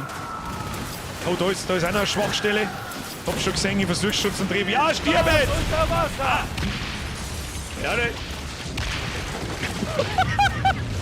ja, das macht natürlich Sinn, dass das zerreißt, wenn ich mit dem Speer drauf ziel. Das ist ja klar. Aber das andere ist ein totaler Schwachsinn. Und jetzt was zu essen. So, plündern! Wir haben alles geplündert, wir haben eine ungeschliffene Granate, Akazienplanken, Reparatursets und so weiter. Ja, gut. Ja, gut. Wenn man vielleicht einmal später ein größeres Schiff und mehrere Kanonen hat, dann glaube ich, kann es schon ganz witzig sein. Aber es spielt sich schon sehr, wie soll ich sagen, sehr arcadig. Kann man arcadig sagen, ich glaube schon. Da hat der Jeff Ruhe schon mit der Kanone aufs Maul gekriegt. Ich dachte jetzt, habe ich überhaupt, jetzt warte mal, habe ich überhaupt meine Werkzeuge dabei? Muss ich die irgendwo dabei haben? Habe ich die grundlegend? Ich habe keine Ahnung. Was ist das da? Reparaturset 2. Brauchen wir nicht. Was ist da damit? Essen. Ah ja, da kann ich... Ah, okay. Dann isst meine Crew was, dann haben sie wieder fit und dann können wir wieder was machen. Okay. Ist das Speer ein wenig ein Krampf? Kann das sein? Franz! Da bin ich mir noch nicht so hundertprozentig sicher, aber ich befürchte es fast. So, ist jetzt das da eine Katze oder nicht? Oh, ich bin leider Gottes... Kann ich jetzt da irgendwas tun? So, jetzt haben wir geankert. Kann ich da schon irgendwo... Nein, ist das kein Baum? Der Baum schaut so verdächtig aus zum Abbauen. Wie schaut denn eine Akazie aus? Die ist auf der rechten Seite nicht, Trottel. Das ist ja ganz besonders. Da müssen wir mal rundum segeln, helfen nicht. Wenn wir mal rundum segeln, hilft nicht. Hat man schon gedacht. Da wo wirklich der Holzmarker ist, der Dampfler schreibt es mir gerade rein. Nein, wir kämpfen jetzt nicht nochmal. Ich mag nicht kämpfen, ganz ehrlich, mit Speeren auf Schiffe schmeißen, bis es zerreißt, ist irgendwie für den Arsch. Für den Arsch! Außerdem haben wir die weiße Fahne gehisst. Ah, das heißt, oh, der hisst die Segel, finde ich nicht gut. Finde ich nicht gut. Schauen wir nochmal auf die Map. Raum ist proppenvoll, Captain. Wer ist proppenvoll? Ich bin proppenvoll! Das ist eher Dragon Cry oder auch was Interessantes geschrieben, nicht einmal ein realistisches Schadensmodell. Das habe ich ja. Wird das noch besser, wenn man mit den Kanonen drauf schießt? So, Akazie, muss da irgendwas sein? Was sind Akazien? Akazie, wo? Muss ich noch nicht dahin? Das, die Baum da Akazien? Ja, wir ein bisschen nicht dahin. Ist das? Ich bin mir nicht so sicher. Eigentlich müssen sie so direkt rechts vor uns. Da so. Warte mal. Captain, da kommt ein Orkan. Da kommt das Schlechtes wieder. Uns fest im Blick. Kann ich. Nee, ich glaube, ich bin schon wieder ein bisschen hinten dran. Ja, weil man den scheiß Marker, da hat man den nicht noch größer machen können. Sag mal! Markieren wir das?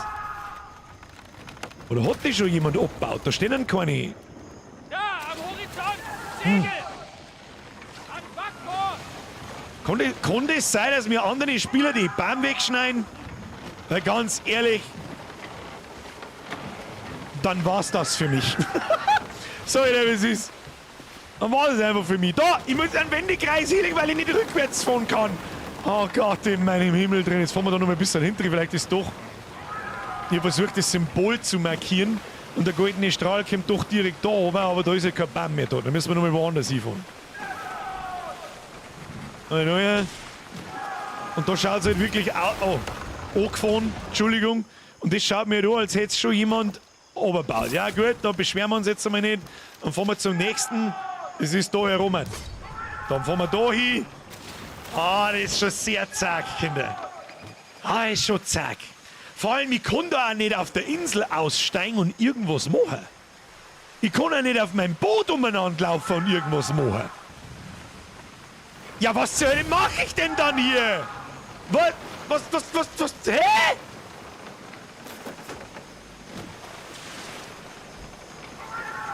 Da ist jetzt gerade ein Baum umgefallen, da hinten. Da ist jetzt gerade, ich hab's gerade gesehen, da ist jetzt gerade ein Baum umgefallen. Da steht kein Mensch.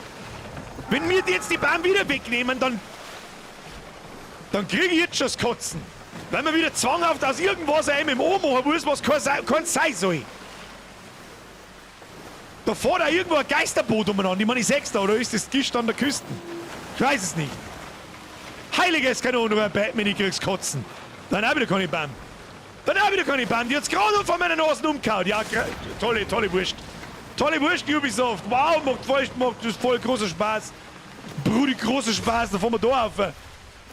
Freilich, fahren wir die ganze Map ab für 3 geschissene Holzstach. Komm.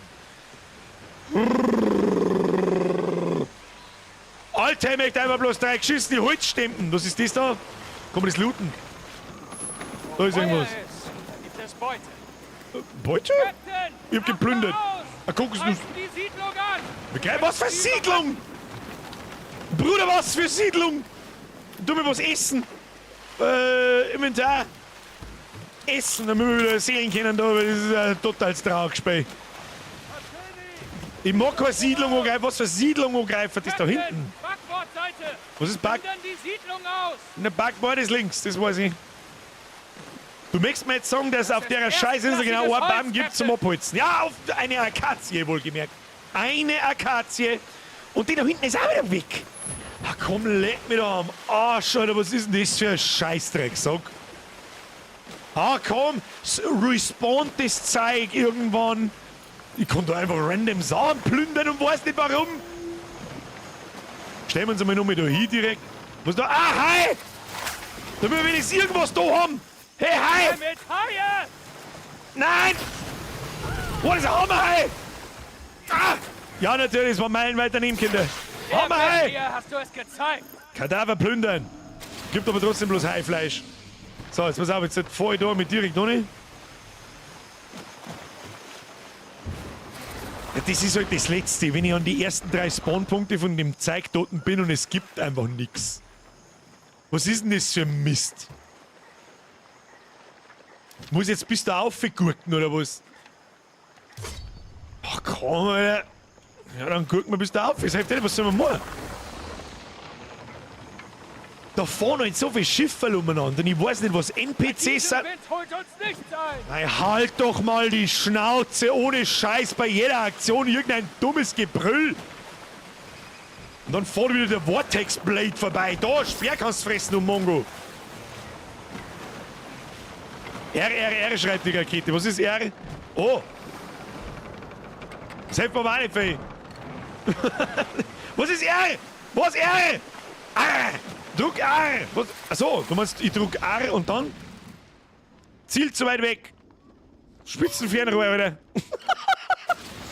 Merke, ein Hai braucht immer 3 Speere und ein Schiff 100 Speere zum Zerstören. Das habe ich auch schon herausgefunden. Obwohl wir erst ein Schiff umgebracht haben und 3 Hai. Oder 4 oder 5. Sind wir schon bei 6 Mal an. Ja, mindestens. Oh, ich glaube, da hinten sehe ich eine Katze entstehen. Lass mich, oh, Achtung, ich schaue mit meinem super Fernrohr, mit dem ich 4 cm weiter schauen kann. Akazie! Akazie! Kann ich eigentlich lenken, währenddessen wir da schauen? Keine Ahnung. Ich glaube schon, tun wir wieder weg. Haben schon unterwegs! Es gibt viele Akazien, aber das hier ist meine! Ich bin gespannt, ob es von meiner Nase wieder einfach umfällt. Wo fahren wir mit eigentlich umeinander? Obst, das gepflückt werden will! Oh, Obst, das gepflückt werden will! Wo? Ich sehe kein Obst. Ich brauche...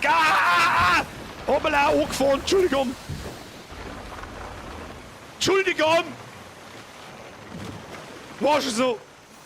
Akazie sammeln! Ah, komm. Guter Anfang!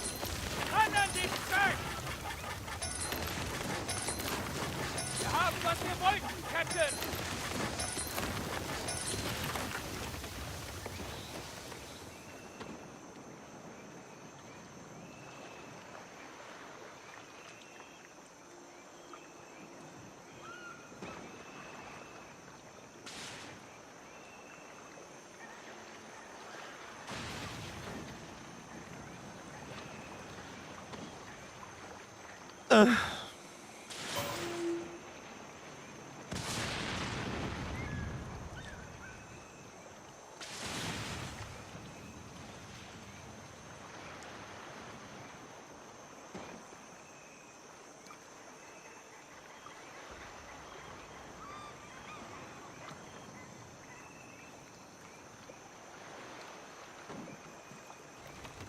Quadruple A.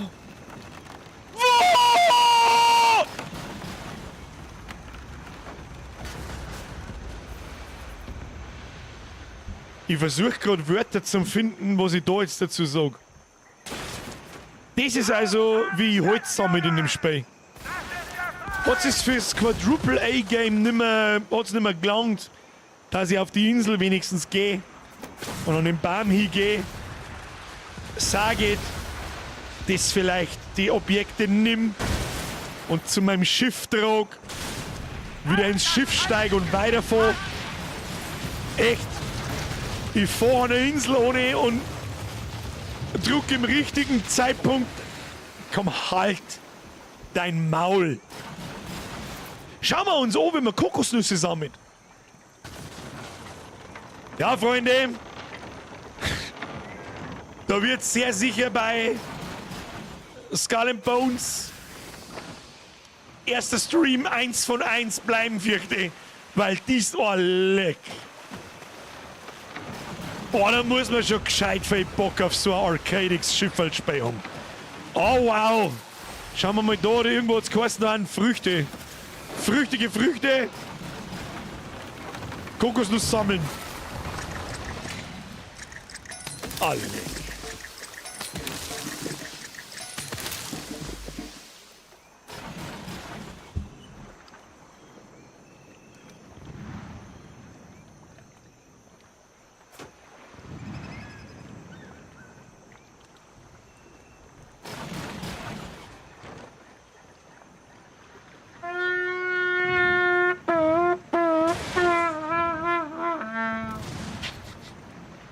Besser kann ich es leider nicht, da muss ich mir erst eine neue Tröte kaufen. Ah, das ist bitter, Ubisoft, das ist bitter. Oh. Oh. So, jetzt müssen wir unsere Akazie abliefern. Warum habe ich es gewusst?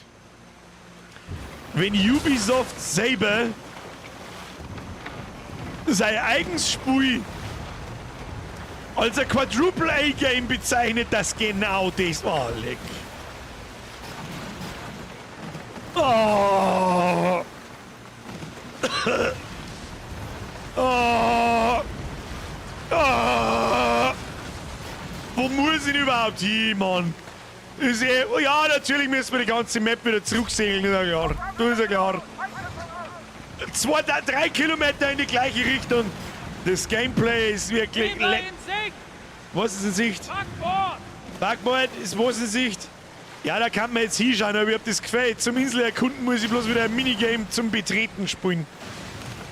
Da schießen irgendwelche Leute umeinander, das schaut auch unfassbar spannend aus da. Hier geht richtig der Punk ab. Da geht's richtig zu wie im Affenstall. Schön, krass, jeder fährt. Captain, da gibt es Vorräte! Vorräte! Steuerbord! Da schauen wir uns das einmal an. Vorräte! Was muss ich Vorräte sammeln? Ach, da ist wieder ein Hai. Ich warne dich, Mr. Hai. Du kriegst mir einen Holzspeer in den Arsch. Seht ihr eine Menge Schiffe vor uns? Eine Menge Schiffe, ja, die haben. Das ist spannend. Halt dein Maul. So, was ist jetzt da? Da schaut so, als kann ich was tun. Kann ich da was tun? Ja, ich kann halt nichts tun! Was ist da? Das ist nix! Steuerbord, dein Fett. Gesichtet! Dein Fett. Backbord! Hier sollten wir Vorräte auffüllen! Ich sehe hier keine Vorräte, da meinst du das da hinten? Das Fragezeichen am Arsch der Welt! Segel! In der Ferne! Segel in der Ferne? Welche meinst du? Da sind 400! Ja, sag einmal! Ein großer Sturm kommt auf uns zu! Also das Einzige, was ich mir jetzt noch anschaue, ist, wenn wir mir ein anderes Schiff kriegen. Stürme sind gefährlich, aber sie bringen auch Schätze! Stürme sind gefährlich, sie bringen auch Schätze. Ja, wen Schatz denn? Den Schatz des Grundes. Des Meeresgrundes. Ah! Dreh das Schiff um! Ah, hier schau ab! Ah! Ja, ich vorher schon da passiert. Was ist passiert? Aber ich kriege einfach Schaden. Ich kriege einfach Schaden durch. Es regnet nicht, es ist kein Blitz nicht da. Es heißt einfach... Vor, du Penner. R muss ich drücken. Ja, aber warum muss ich in R drücken? Ich weiß nicht, was soll ich mit R? Was hilft man R? Zu weit weg.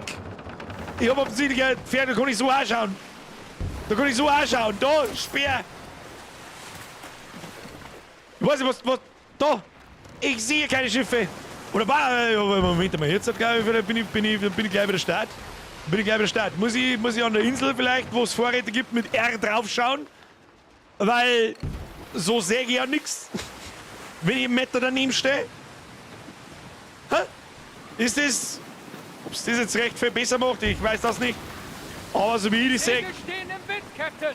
Segel stehen im Wind, Captain, davon merke ich aber nichts. Jetzt erstmal schauen, dass Gas gibt, müssen wir heimzüren. Heimzüren! Der Maxwell schreibt. Also, wenn sie probiert hätten, das auf Assassin's Creed Black Flag einen neuen Charakterskin drüber gezogen hätten und das in der Multiplayer-Map eingeschissen hätten, war es billiger gewesen und war es sicher nicht schlechter gewesen. Maxwell, das unterschreibe ich da. Ich verstehe auch ehrlich gesagt, da verstehe ich Ubisofts Entscheidung nicht ganz. Ich hoffe, bei dir fahre ich besser als auf anderen. Na halt die Schnauze, komische Scheiß aus Tussi, müssen wir mal schnell wieder reparieren, Reparaturset benutzen, Reparaturset. Easy. Rumpfzustand plus 18.000. Sie hat nie besser ausgesehen, Captain. Nie besser ausgesehen. Ja, ganz ehrlich, ich verstehe Ubisofts Intention hinter dem Ding nicht ganz. Die wissen ganz genau, dass sie sehr viele Leute auf das Spiel gefreut haben, weil sie einfach Bock auf ein Piratensetting haben. Mich eingeschlossen, sage ich dir, wie es ist. Und nicht in so einem Comic-Stil wie das bei, jetzt habe ich schon wieder vergessen, wie es heißt, Sea of Thieves. Ist jetzt sehr comic-lastig, das muss man mengen, aber es ist ein cooles Spiel. Da kannst du sagen, wir kriegen Besuch, ja, ist einmal was, keine Ahnung, was, Rad 1, 2, ich merke was essen. Wo ist das gleich wieder? Ah ja, im Inventar. Achtung, ich is was, essen, sehr gut, wir fahren. Ja, alles was ich sehe, sind 100.000 Menüpunkte, null immersiv, null. Es schaut schon akzeptabel aus da auf offener See. Das Wasser ist wichtig, Schiff ist wichtig. Aber die Inseln schauen nicht aus wie größenverhältnismäßig. Und ich rieche, es ist halt immer das Gleiche. Ich rieche das gesamte Gameplay der nächsten 50 Stunden, rieche ich bis hierhin. 4 Stunden lang irgendwo hin, sammelt irgendeinen behinderten Scheißei, macht diese behinderten, halt deine Fresse, macht diese behinderten Minigames, vor 3 Stunden lang wieder zurück, kassiert ein Zeug und nochmal. Da muss zwei schon gescheit viel Bock haben. Und Gameplay Mechanics. Die könnten wir mitnehmen, Captain. Was ist da? Fasern, die nehmen wir mit. Da haben Fasern. Ah ja, Kokosnuss. Wer hat die Kokosnuss? Wer hat die Kokosnuss? Da ist der Hai. Da stirbt die Sau. Stirbt die Sau. Da, easy. Da muss der da Kokosnuss sammeln. Minigame. Oh shit, jetzt verkacke ich, weil ich auf F drücke anstatt auf Maustasten. Das ist ja so. Es ist so unfassbar schwierig. Ich krieg fast einen Vogel. Spannend. Ich hätte gern mehr Kokosnuss-Events. Es ist so spannend, es ist wirklich bahnbrechendes Gameplay. Ich hätte 5, da kann man auch noch mal schauen. Jetzt glaube ich, habe ich die Mechanik auch verstanden. Ja, Jute. Ja, dort drüben. Was ist das? Was ist das? Jute plündern. Gibst du mal ein Stück Jute? Haben wir noch ein Stück Jute? Hallo? Haben wir da ein tolles Minigame? Ja! Achtung, ja, super! So ist das. So ist das dein Ernst? Sag's mir! Okay, Ubisoft, ist das dein Ernst? Mach ich den ganzen Tag nur diesen Scheiß da, oder was? Okay, komm, hau doch ab!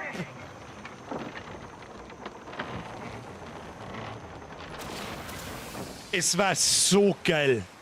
Ohne Scheiß jetzt. Es war so geil.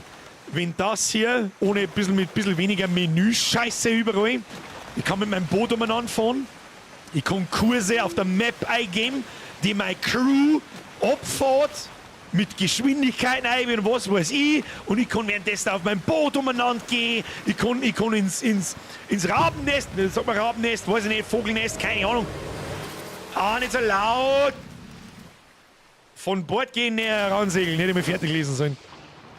Dann kann ich da mit meinem Rohr umeinander schauen, dann sehe ich an einer Insel was, dann fahre ich hin, dann muss ich die Insel erkunden, dann kann es da vielleicht noch Höhlen geben, es gibt Combat mit Schießen und Zuhauen, hab vielleicht sogar noch Mates dabei, das zu dritt oder zu viert zumal wie ein Sea of Thieves halt. Kräne, so wie gesagt, Krännest, Krähenhorst. Das ist aber jetzt der Vogelsteff. Näher heransegeln, ja, wie weit denn noch? Und dann muss ich die Sachen transportieren auf mein Schiff und so. Es war so geil. Und die Blaupause für die Art Game war noch nicht mal schwierig. Dann darf das auch so ausschauen. Dann klangt die Grafik überall hin. Es interessiert keinen. Aber Ubisoft schneidet wieder sämtliche coole, spannende, interessante und spaßige Gameplay-Mechanics aus dem Ding raus und präsentiert mir hier diese Minigames, so dieser Witz sei. Halt doch dein Maul, Ubisoft! Du peinliche... Halt deine Fresse, du Trottel! Was muss ich tun? Zum anderen Trottel wieder hin. Bau mal ein Schiff, da bin ich jetzt gespannt. Und ja, das ist schon ganz lustig am Anfang, schießt wegen mit der Kanone umeinander. Ja, aber 50 Stunden und mehr lang? Komm, hör mir auf! Wenn Skurlock für euch bürgt, können wir ins Geschäft kommen. Ja, rein ins Geschäft. Maluetten, interessiert mich nicht, was du zum Labern hast. So, was haben wir jetzt? Auftrag abgeschlossen. 240 Silberkrampflereien und irgendein Schund da. Ein seetaugliches Schiff. Ein Captain ohne ein eigenes Schiff macht nicht viel her. Bau dein eigenes erstes Schiff, um mit deinen Raubfahrten auf See zu beginnen. Was braucht man da wieder alles? Annehmen. Ihr habt es weit gebracht. Wenn Ja. ihr Silber habt, verkaufe ich euch gestohlene Baupläne der Kompanien. Mit dem richtigen... Lippenanimation in einer On-Point, Alter. So, was muss ich jetzt da zum Zimmerer Seppen gehen und mir was zusammenschustern? Was ist denn da eigentlich? Kaufen? Was ist das da? Aus der Tiefe? Ah, das sind Farben oder wie? Ja, gut, lass ich mir auch alles eingehen. Ist auch alles cool, dass ich natürlich mein Schiff customizen. Ja, wie es Starfield probiert hat mit einer Raumschiffsache. Das ist mit Sicherheit gut. Ja, Starfield an und für sich ist ein absolutes Schrottspiel, brauchen wir nicht schmerzen. Langweilig wie Scheiße. Aber die Idee dahinter, sein eigenes Schraubschiff so individuell zu bauen, wie man es will, das will ich hier auch. Das war die geilste Scheiße ever. Meine Kanonen selbstständig platzieren, wo sie, wie viel sollen nach vorn zielen. Ich kann einen Winkel festlegen, wie viel die Segel so anordnen, selber mit Masten und umso besser fortzusetzen. Das war so geil. Es war so geil. Aber nein, da muss der Ubisoft schnell mal wieder einen Cash Grab rauszicken. Diese Fotzen. So, noch einen Gegenstand herstellen. Da, diesen hier. UTR, KC, haben wir alles mitgenommen. Was, so ein Raseneisen. Was heißt ein Raseneisen, Alter? Keine Ahnung. Ja, bau eine Angreifer. Hier, da, das komische Chinesen-Kutschen-Ding da. Hey, wenigstens hat's für diese Animation da liegen. Ja, erst mit dem Hammer sauber mal im Boden eindroschen. So haben wir schon immer einen Schiffbau angefangen. Klatscht in die Hände. Der Peter! Unser Schiff ist ein Peter! Menü, Shop, was? Menü, Shop. Was für ein Menü, Shop? Schiff wechseln, gesamte Fracht ins neue Schiff verladen. Was für Shop, habe ich was übersehen? Seht euch das an. Ein eigenes Schiff und eine Küste. Ja, halt die Schnauze, interessiert mich Scheißdreck. Was für Shop? Menü, Shop, was für ein Shop? Habt ihr einen Auftrag? Kaufen und verkaufen. Meinst du den da? Meinst du den Shop da? Ja!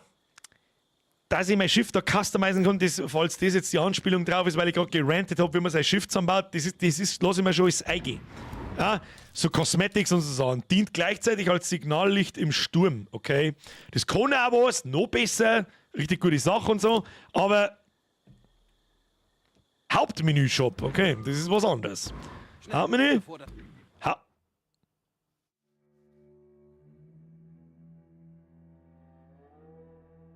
Nein, ich habe eine richtig gute Idee. Ja, was denn? Ja, machen wir schnell einen Cash Grab mit Skull and Bones. Da haben sie 10 Leute voll Bock drauf. Rotzen wir einfach schnell irgendeine Scheiße hin. Sagen wir, es ist ein Quadruple-A-Game, weil voll riesig und so. Aber zum Tor gibt es dann Minigames. Und dann,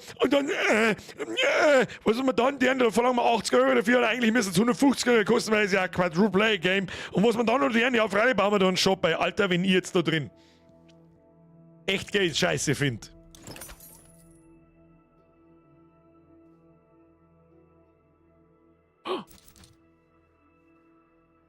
Sie wissen, was das heißt. Und wenn der Shop schon blinkt! Was ist das da auf einmal? Was ist das da auf einmal? Haben wir das durch unsere Quest gekriegt? Habe ich nicht aufgepasst. Empfohlen.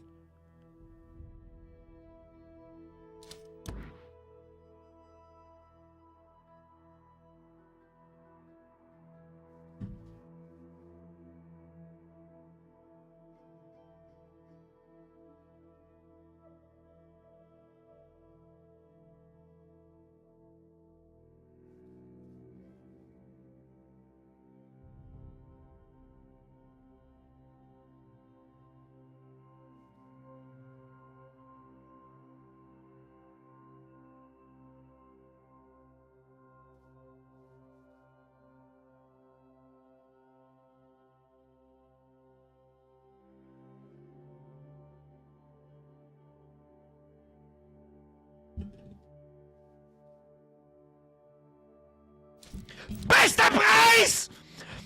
Zoll Nummer 60 Euro für irgendeine scheiß Hurensohn-Währung! Weil dann kostet nämlich ein Scheiß bei dem 80, sondern nur 40, weil es ja schon scheißegal ist.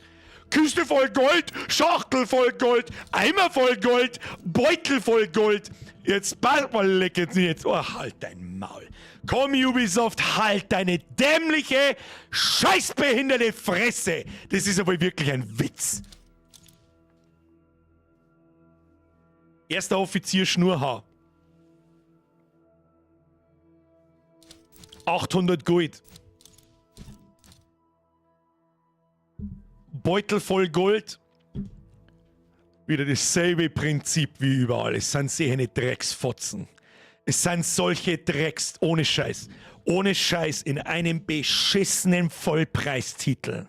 Es ist das absolut Letzte, dass man da Gold- und Ingame-Währung kaufen kann. Schön. Hat man immer schön die Ausrede, die kann ich mir auch da spulen. Ja. Oder ich überspringe das ganze Spiel, damit ich mich nicht zu Tode quälen muss und kaufe mir einfach für den Same... Alter, wer sind denn die Leute, die das tun? Wer sind die Leute, die das tun? Was für ahnungslose Arschlöcher! Es ist so utopisch, was in der Spieleindustrie passiert. Es ist... Und sie tun es aus einem Grund. Sie tun es aus einem Grund. Weil es Leute gibt, die das wirklich kaufen.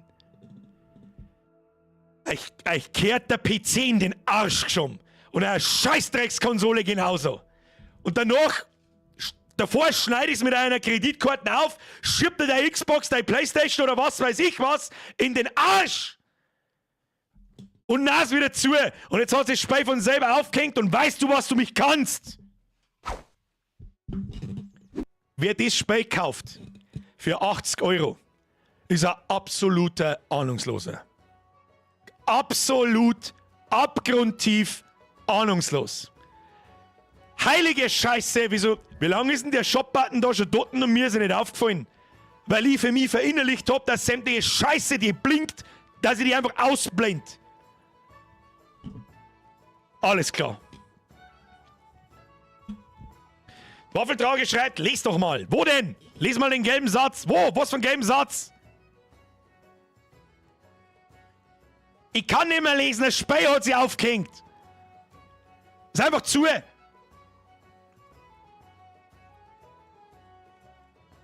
Schade ist, dass man sich nichts erspielen kann davon, oder? Doch, man kann schon...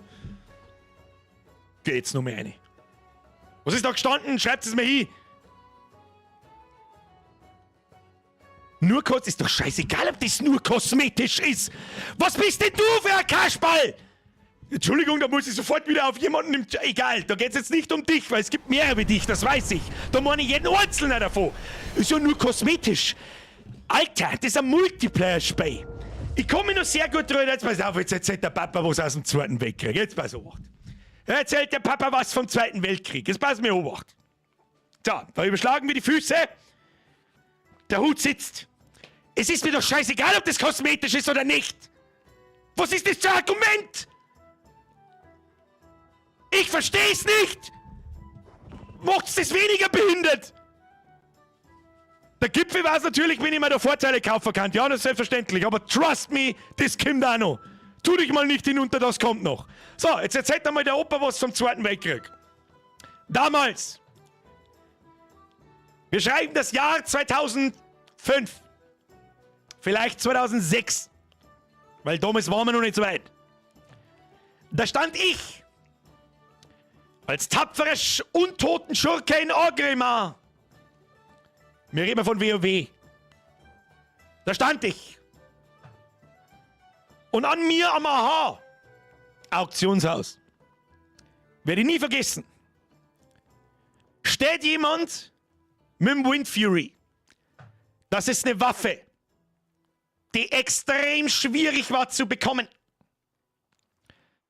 Und der ganze... Das war eine gute Waffe, das war nicht bloß ein Cosmetic, die hat gut ausgeschaut für damalige Zeiten und die war unfassbar stark. So. Und rund um den Typen sind gefühlt 200 Leute gestanden. Warum? Weil er der erste und einzige auf dem Server war, der das Ding gehabt hat. So. In Diablo gab es auch einen Job, da hast du auch nicht geflamed. Hab ich nicht. Habe ich nicht 20 Minuten lang Diablo Immortal Crucifix gemacht? Habe ich mich nicht über den Ingame-Shop beschwert? Da war ich mir jetzt nicht so sicher.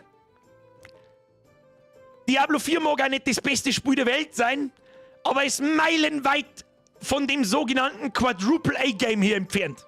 Okay? Das glaube ich ist ein kleiner Unterschied. Ich glaube, da ist einer noch nicht so lange dabei. Das ist möglich. Der Shop in Diablo war dann in Ordnung für dich. Na, war nicht? Habe ich jemals gesagt, der Diablo-Shop ist in Ordnung? Nein! Battle Pass in jedem anderen Game Ist auch für den Arsch. Hab ich da weniger geflamed? Es wird nur immer schlimmer. Was willst du von mir, Mr. Waffeltragen, Sirs? Was willst du jetzt hören? Na, der Irrsinnreiner weiß von was ich rede. Wind Fury, good old times. So. Selbe Situation 2024. Du stehst in OG und hast irgendeine Scheißhauswaffen am Knack. Und weißt, man kann sie sich kaufen. Wow, Immortale über das Handygame rede ich auch nicht. Ja und? Was genau ist dein Problem? Weil ich mich nicht so aufgeregt habe über den Diablo 4 Shop wie jetzt da. Bist du da sicher, dass ich das nicht da hab? Hast du die 30 Stunden Stream angeschaut? Hast du im Discord mitgelesen, was ich davon halte? Von diesem Ingame-Shop in Diablo 4? Hast du irgendwas mitgekriegt, was ich von Diablo 4 generell halte? Glaub nicht. Offensichtlich. Oder täusche ich mich da? Battle Pass im Free-to-Play? Okay. Zusatzinhalte im Vollpreis-Titel? Verpisst euch. Korrekt. Sprengi, schön auf den Punkt gebracht. Und ich komme mich sicherlich nicht, ich versuche es gerade in meiner Erinnerung zu durchwühlen, was ich genau zum Diablo-Shop gesagt habe. Mit Sicherheit nichts Positives. Das darf mich sehr stark wundern. Ich kenne Leute, die haben über 600 € in Diablo 3 erlassen. Das Einzige, was da noch heftiger war, das war der Ingame-Shop oder das Echtgeld-Auktionshaus in Diablo 3. Es wird immer trauriger, was da released wird. Absolut richtig. Und Diablo 4 ist ein absoluter Witz. Ist ein absoluter Witz. Ganz ehrlich, die Season 3, ich bin bis Level 12 gekommen. Da habe ich gedacht, Alter, das Pet ist ja dermaßen ein Schrott, ist da dabei. Waffeltrau ist es, komm, lass bleiben, Pro-Gamer. Was soll ihn bleiben lassen? Los! Los, raus damit! Los, raus! Mr. Baby auch nichts löschen. Nein, das der wir nicht. Weil sonst muss ich mir die so irgendwie sagen. Was ist denn dein was soll ihn bleiben lassen? Los, klär mich auf! Wer so eine große Fresse im Chat hat, der soll es dann auch kassieren. Los! Los, sag, was ich gesagt hab! Los! Ich bin mir hundertprozentig sicher, dass mindestens 300 Leute da herin sitzen, die beim Diablo 4 Stream dabei waren und die mir wahrscheinlich sagen können, ich weiß nicht mehr genau, was ich gesagt habe. Aber ich habe mit Sicherheit nicht gesagt, ja, ist eh wurscht. Ist auch wurscht, dass es 3 Versionen für Diablo 4 gibt, die bis zu 100 € aufgehen. Und die Leute, die sich das kaufen, an geistig Behinderte. Was dasselbe ist. Los jetzt! Hopp, hopp, hopp, hopp! Oder kann er jetzt nicht mehr schreiben, weil der Vibe ja wieder hier 10 Minuten mal Schnauze halten drauf da hat.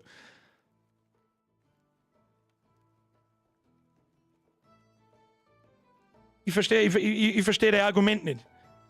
Ich fluche jetzt da rein, weil da Ingame-Shop drin ist in einem Vollpreistitel. Richtig. Selbiges habe ich da bei Diablo 4. Selbiges tue ich bei allen Spielen, die 80 € kosten und ein scheiß Game Pass drin ist. Weißt du, wo ein Game Pass in Ordnung ist? Wo ich ihn sogar gekauft habe? Warzone.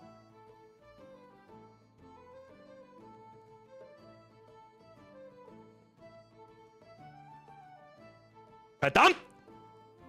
Wieso kommen wir jetzt nicht rückgängig? Dann müssen wir die 10 Minuten aussitzen und diskutieren wir nachher weiter.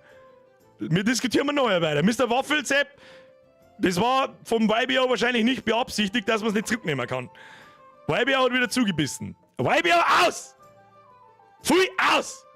Und das möchte ich mir jetzt schon hören und lesen, auch wenn ich mir morgen wieder irgendwelche 3 Seiten Texte durchlesen muss, dass ich die Leute im Chat ummaul. Aber ich habe hier das Gefühl, ich weiß nicht, was er mir sagen will. Red mal in 10 Minuten nochmal, wenn er wieder schreiben kann. Chef, ruhig! Mir springt der hohe Blutdruck durch den Fernseher in mein Face. Ja, weil dieser Witz wirkt. Warum verteidigen Leute also nur sowas? Warum verteidigen Leute sowas noch? Wie weit hast du denn den Schwanz von Ubisoft im Maul? Sag mal! Ich versteh's nicht! Meine Meinung war aber von vornherein negativ gegenüber dem Game, finde ich. Ja, da hast du absolut recht, das hat aber einen Grund. Da steht Ubisoft drauf. Das Ding war 10 Jahre in Entwicklung, wurde 5.000 Mal verschoben. Es steht Ubisoft drauf. der CEO äußert sich, es soll ein Quadruple-A-Game sein. Dann, ich bin lang genug dabei, da gingen bei mir alle Warnlampen an. Dann bin ich erstmal negativ eingestellt und alles, was ich gesehen habe, war negativ. Fast alles. Grafik auf See, okay, cool. Arcadiges Rumballern ein bisschen, ja, kann lustig sein. Aber das war's! Sag selber, bring mir positive Punkte, los! Bringt mir irgendjemand. Ich geht nochmal, nur zur Nacht. Und nicht, dass wieder jemand daheim sitzt und dann das Warnen anfängt. Nee, ich ging ja wieder auf irgendjemanden Bestimmten los. Es gibt mehrere Leute, die das verteidigen. Geben Sie mir Punkte, was gut ist an dem Spiel. Los. Da bin ich jetzt aber gespannt. Da bin ich jetzt ganz groß gespannt. Das Spiel kostet 80 €, Grund genug, negativ voreingestellt zu sein. Ja, das kommt auch dazu, richtig. Luis, bewahren Sie alle bitte Ruhe. Luis, merci. Schluss jetzt mit der Donaterei. Im Ernst jetzt. Nein, jetzt warten wir auf die Waffe da, ich möchte jetzt wissen. Weil ganz ehrlich, der letzte Satz, gut, los bleiben, Pro-Gamer, der sagt mir eigentlich schon automatisch, dass ich recht habe. Birger, ich habe eben kurz reingeschaut, aber es schaut aus wie ein Beta. Das ist sowieso, das ist wieder die nächste Red Flag, an die ich gerade nicht gedacht habe. Die Beta ist gegangen bis vorgestern. Was ist das für Beta? Eine Beta ist eigentlich dafür gedacht, dass man das Spiel testet. Dann ist die Beta vorbei und dann haben die noch mal ein paar Monate Zeit, Fälle auszubessern, Sachen besser zu machen. Man geht auf Spielerfeedback ein. Hey, die Mechanik, deine scheißdrecks Minigames. Soll das ein peinlicher Witz sein? Sag mal. 80 €. Achtung, nur mal schnell 60 € für Gold im Shop. Fuck you. Das ist ein Witz sein. Und diese Vollidioten, die diese Scheiße kaufen, ich lasse mir's nur eingehen, wenn man Bock auf die Art Spiel hat. Ja? Da bin ich vielleicht ein bisschen was anderes. Ich habe so viel Scheiß gespielt in meinem Leben, dass mir das nicht mehr anfixt einfach. Wenn jemand Bock hat, da mit seinem Schiff rumzugurken, gemütlich. Und da die Sachen einsammelt. Okay, cool. Aber nö. Ganz einfach. Ich riech das Gameplay die nächsten 50 Stunden bis hierhin. Was hat da noch vom Waffelmann? Birger, deine Kritik verstehe ich teilweise gar nicht. Der habe ich übersehen. Mr. Waffeltreiber. Ich habe schon mehrere Leute übersehen. Achtung. Du beschwerst dich bei dem MMORPG darüber, dass andere Spieler angezeigt werden. Außerdem scheint es, dass du die Grafik mit Singleplayer-Spielen vergleichst, was es nicht ist. Steht da irgendwo MMORPG?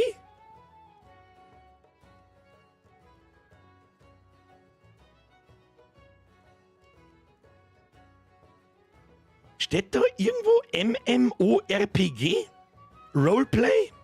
Wo? Es ist einfach nur ein Always-Online-Game. Außerdem scheint es, dass du die Grafik mit Singleplayer-Spielen vergleichst, was es nicht ist. Diablo ist auch kein Singleplayer-Spiel nicht. Und ist on fucking point. On fucking point. Man kann Diablo 4 vieles vorwerfen, und das nehme ich jetzt als direkten Vergleich einfach her, weil ich da auch sehr viel Spielzeit drin habe. Darum kann ich da auch mitreden und darum weiß ich auch, warum es verglichen mit Path of Exile zu Last Epoch kann ich noch nichts sagen. Und sehr wahrscheinlich Path of Exile 2 gnadenlos untergehen wird. Wenn sie denen nicht recht bald was einfallen lassen. So darf ich da jetzt dagegen argumentieren. GTA oder auch, ja gut, GTA ist ja, GTA 5 oder auch eine geile Grafik, das stimmt irgendwo. Stimmt irgendwo, ja. Und das ist von 2013. Ich dachte, das wäre ein Singleplayer-Spiel.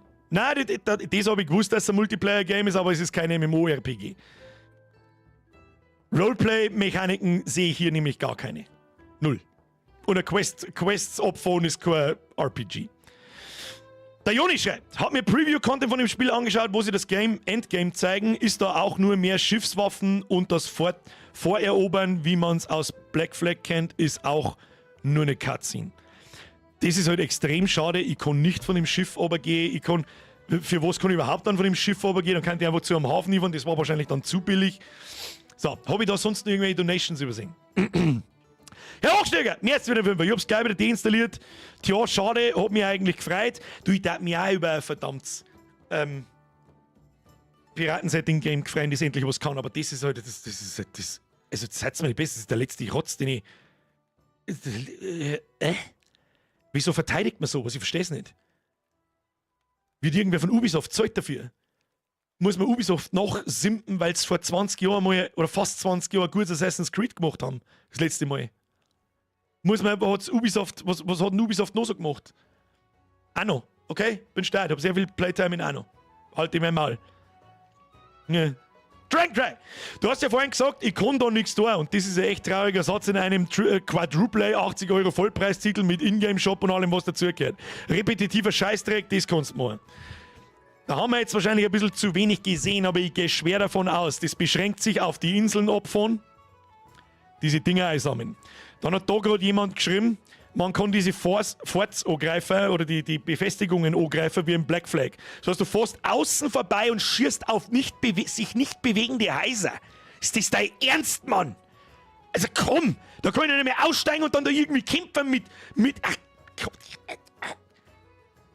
was rechtfertige ich mich da einfach eigentlich, Alter? Dann kauf's für 80 €. Kauf dafür 60 € die scheiß Goldkisten in neu und dann kehrt's da nicht anders. Nochmal, demjenigen, wer immer das tut, okay? Dann kehrt's dem nicht anders, dann hat er entweder Geld zum Saufwurden oder er ist einfach wurscht. Dann ist mir auch wurscht.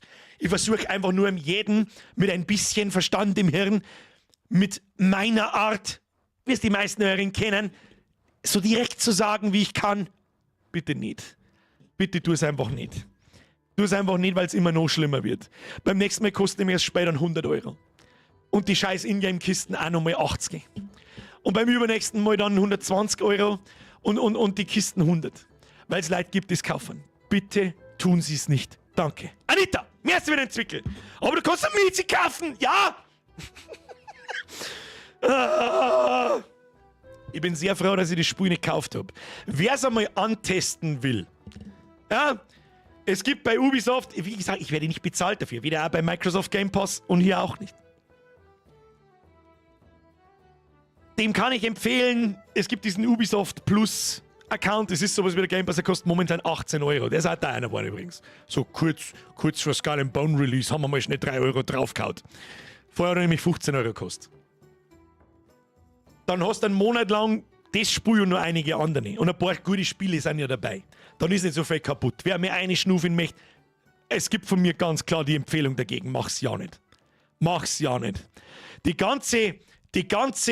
Das ganze Artwork, die ganze Präsentation, die Trailer, die Cutscenes davon und so weiter und die Beutel, die du überall siehst und die Storyposts etc. Habe ich vorher schon gesagt, schauen alle on point aus. Da wird richtig viel Liebe hineingesteckt, da wird richtig viel Geld investiert und da wird sich richtig Zeit lassen, dass das cool ausschaut. Und genau aus einem Grund, damit es die aufwichst und du die Scheiße kaufst. Ganz fucking einfach. Weil die haben ja auch keine Idioten. Die wissen ganz genau, was für ein hingerotzter Schrott das ist. Sie wissen es ganz genau. Und mark my words, wenn die nächsten Tag die Bewertungen und so weiter kommen, schreiben es alle das Gleiche in etwas sanfteren Worten, was ich gerade gesagt habe. Ja? Achtung, ich sehe es vor mir, wer Assassin's Creed Black Flag erwartet, mit Enterkämpfen und mit an Land geht etc., der wird leider enttäuscht. Aber wer Lust hat auf grindlastiges Gameplay und arcadiges Schiffe fahren und Schiffe schießen und versenken, der ist richtig gut aufgehoben. Quadruple A. Ja, wunderbar. Super neue Erfindung, haben wir noch nie gesehen vorher. Komm, hör mir auf. Wo ist jetzt der Waffelsepp? Und falls der Waffelsepp auf mich grantig ist, was ich verstehen kann, das meine ich nicht persönlich. Ich hoffe, du bist noch da. Das ist nichts, ich weiß nicht, wer du bist. Also, ich weiß, wer die Waffel trage. Du bist schon sehr lange dabei. Ich habe jetzt da keinen Bock, dass ich dich anfuck und du der Nächste bist, der dann das One anfangen und abhaut. Was momentan irgendwie, weiß ich nicht, alle haben sich eine Muschi wachsen lassen und so hätten sie mir einen Sand aus der Karre geschwommen. Weiß ich nicht. Du bist lang nur dabei. Du weißt, wie es läuft. Ziehst den Euro zurück. Los. Hab's schon gelesen. Kunde, jetzt bald mal wieder schreiben! YBO, hast du ihm einen Timeout gegeben? 10 Minuten? Oder hast du die Umdrehte ausgepackt? Birger, back to Sea of Thieves. Da hast du noch mehr davon. Man muss nicht die Comic-Grafik wollen. Meng. Waffeltrau, schon wieder. Ja! Zieh sofort den Euro zurück. Das fangen wir nicht an. Ich versuche die gerade zu finden. Da ist zugegeben YouTube ziemlich beschissen, wenn man da einmal irgendjemandem was tut. Der Vibe hat dann Timeout gegeben. Jetzt warte mal, da ich im Chat nicht schreiben kann, mache ich so. Hey, nein! Ich hab's gerade in Bones in der Close Beta 6 Stunden gesagt, ich fass mal meinen Senf im Discord Gaming Schmerz zusammen, dann kann man besser diskutieren. Das ist in Ordnung. Da muss ich ja nicht so viel schreien! Aber hört's bitte auf. Nochmal, erstens, zirk die 2 Euro zurück, ansonsten schick ist der. Und ich suche jetzt, wo man kann, glaube ich, in YouTube keine Timeouts zurücknehmen. Aber nach 10 Minuten müsstest du eigentlich wieder schreiben können. Jetzt warte mal, das war vor 1 Minute. Das andere war vor 27, ja gut. Und wann war die? Ja, da ist er wieder! Da ist er! Da ist er, ey! Du kannst übrigens unfassbar schnell schreiben, ist mir aufgefallen.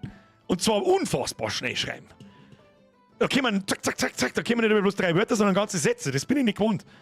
Ich werde trotzdem in Discord. Ja, ist auch in Ordnung. Um Gottes Willen. Ist auch in Ordnung. Das soll ja keine öffentliche Hinrichtung da sein. Ich möchte einfach nur mit meiner Art und Weise sagen, das Spiel ist absoluter Scheißdreck. Wer Bock drauf hat, dem kann ich helfen. Dann spiel lieber Sid Meier's Pirates. Das ist 20 Jahre alt und absolut geil. Ist es nicht mittlerweile sogar 30 Jahre alt? Ich hab die Schachtel da oben irgendwo stehen. Da könnten sie vielleicht 30 Jahre mittlerweile hingehen. Mit 250 Zeichen ist blöd zum Diskutieren. Das ist absolut richtig. Ja, aber nur noch mal, um das nochmal zu sagen, ich war mit Sicherheit nicht begeistert vom Diablo 4 Shop. Ich kann mich gerade nicht daran erinnern, wie ich da eine hab. Aber mit Sicherheit habe ich nicht gesagt, ja, nice Shop, kaufen wir was ich ja übrigens noch nicht da habe.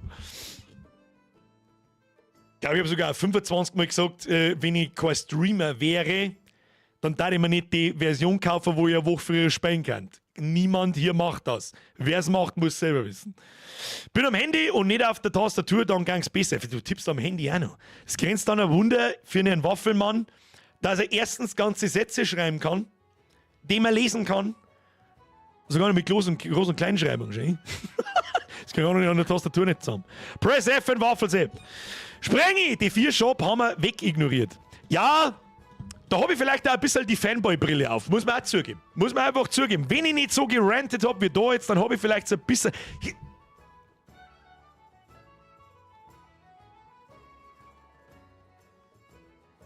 Schluss! Aufhören jetzt da. Dann, zugegeben, ja, hier etwas Selbstkritik üben. Wenn ich nicht so über den Diablo 4 Shop gerantet habe wie da jetzt, dann habe ich da ziemlich krass die Fanboy-Brille auf. Natürlich, ich bin Diablo-Fan seit 1998. Aber natürlich stört er mich. Noch dazu, was mich noch viel mehr stört, um ehrlich zu sein, Diablo geht gerade dermaßen den Bach, dass alles zu spät ist. Die ganzen, wie soll ich sagen, die ganzen Seasons, die da geplant sind. Simon! Hören wir mir jetzt bitte schon wieder, ja, Mitglieder, Micker, müssen wir einführen, hilft eh nicht. Was für neue Leute waren denn das heute? So viel haben wir schon Ewigkeiten. Was ist denn? Morgen! Simon! Welcome to the Squad, ab in den Chat, aber der Simon, wenn er mitmacht, ist er Popo-Pirat. Tja, jetzt passen wir auf. Was wollte ich sagen? Die nächsten Seasons, die da mit Diablo 4 kommen, haben alle lächerlich, oder? Jetzt wird wie heißt der Gauntlet? Ja, der wöchentliche Dungeon mit Ranglisten und so weiter und so fort wird wieder verschoben. Blizzard kriegt's ein halbes Jahr später nicht auf die Reihe, eine Rangliste in das Spiel einzuführen. Das schon seit Start wegkommen hätte sollen! Lauter so Sachen! Und das ist, um ganz ehrlich zu sein, das ist das Beste, was Grinding Gear Games, die Macher von Path of Exile 2, passieren kann. So ein Klick. Bist du nicht eigentlich auch schon? Bist du auch schon Mitglied? Was ist denn? Was denn? Merci nochmal an Dragoncry, Triple F. Was hat denn? Die Konversation habe ich leider nicht verfolgt. Was ist denn da wieder passiert? Habt ihr euch gegenseitig Popo-Pirat. Popo. Human Centitröd. Schluss jetzt! Ah! Ja, ich habe schon gar keine Stimme mehr vor lauter umeinander Blärerei. ist ein Wahnsinn! Muss erstmal einen Kamente eingondeln. Oder, oh, den Hut kann man aufmalen, schaut besser aus, hab ich gehört. So. Der Razy schreibt was zu Diablo 4. Der Razy schreibt, ich als eingefleischter Diablo 4-Fan, nach einer Woche Level 100 in S3. Ja gut, ich hab in Season 2, wenn wir 200 aufgespielt, ein Necro und ein, was war da so broken? Der Ball Lightning Sorcerer. Muss sagen, es ist leider vorbei. Ich kann es nicht mehr verteidigen, was Blizzard da macht, spätestens ab PoE 2 ist vorbei. Meine Rede, Dankeschön. Und ich habe auch ungefähr, ich schätze, ich weiß nicht genau, ich darf grob schätzen, 250 bis 300 Stunden in Diablo 4. Und ich habe wirklich Bock drauf gehabt. Sie haben die Grafik und das ganze Setting nailed as fuck. Es schaut geil aus, es fühlt sich geil an. Aber es stinkt langweilig. Es ist noch am zweiten, dritten Charakter auf 100, es stinkt langweilig. Ich hab schon, bis Level 12 bin ich gekommen. Dann habe ich alles so den ganzen Weg vor mir gesehen und man denkt, es ändert sich genau gar nichts. Das geschissene Pet, das es in Season 3 gibt, ich weiß es nicht, aber ich lege mir hinten ins Feuer, dass man das im Endgame sowieso nicht brauchen kann, weil es zack macht und es ist tot. Und bloß weil es jetzt da einen zufälligen Random Dungeon gibt mit so einem kleinen Boss drin, dreht sich das Spiel nicht auf halbe Achte. Wo ist Itemization? Wo ist Crafting? Wo jetzt kann ich da mit irgendwas mit, habe ich gelesen, mit Uber Unix und so weiter. Komm ja mir auf! So weit komme ich gar nicht, weil ich einschlafe da vorher. Hast du einen Platten unter deiner Bandana? Na, selbstverständlich nicht, bist du besoffen. Ich hab volles welliges Haar, hab ich. Muss man auch mehr jetzt sagen. So, jetzt habe ich meine Frisur zerstört wegen euch. Schau mal gut aus. Aber Fransen hängen jetzt von außen. Endlich mal wieder ein richtig schöner Rage-Stream. Hat auch mal wieder sein müssen. Ich sag's euch, wie es ist, ich hab mir auch mental ein bisschen drauf eingestellt. Ich sag das, weil ich fast gewusst hab, was uns erwartet. Aber dass er sehr eine peinliche Scheiße ist. Also, und mich triggert deswegen so, deswegen rage ich so hinein, weil Ubisoft von sich selbst behauptet, es ist ein Vierfach-A-Spiel. Und das habe ich gewusst, das geht nach hinten los. Ich habe es gewusst. Der Vicious Viper schreibt, habe über 6000 Stunden in Diablo 3 investiert, aber nach 400 Stunden in Diablo war Sense. Das haben wir sehr nah beieinander. Ob ich 6000 Stunden in Diablo 3 habe, weiß ich nicht, weil das gibt es ja keine Playtime nicht. Ich habe es von Anfang an gespielt, habe fast jede Season ab Season 3 gespielt und immer wirklich eine ganze Woche sprichwörtlich von der Früh bis auf die Nacht. Kannte, glaube ich, auch hinkommen. Sorry, was es ist. Kannte, glaube ich, auch hinkommen mit 5000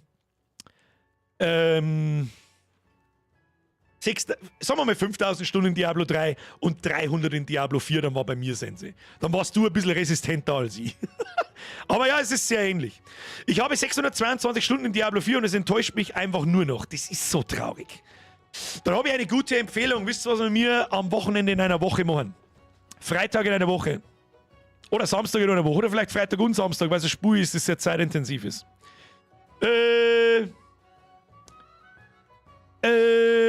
Last Epoch. Gibt es jetzt schon als Early Access, könnte man theoretisch jetzt schon rein gondeln, aber nächste Woche, am 21. glaube ich, kommt es aus dem Early Access.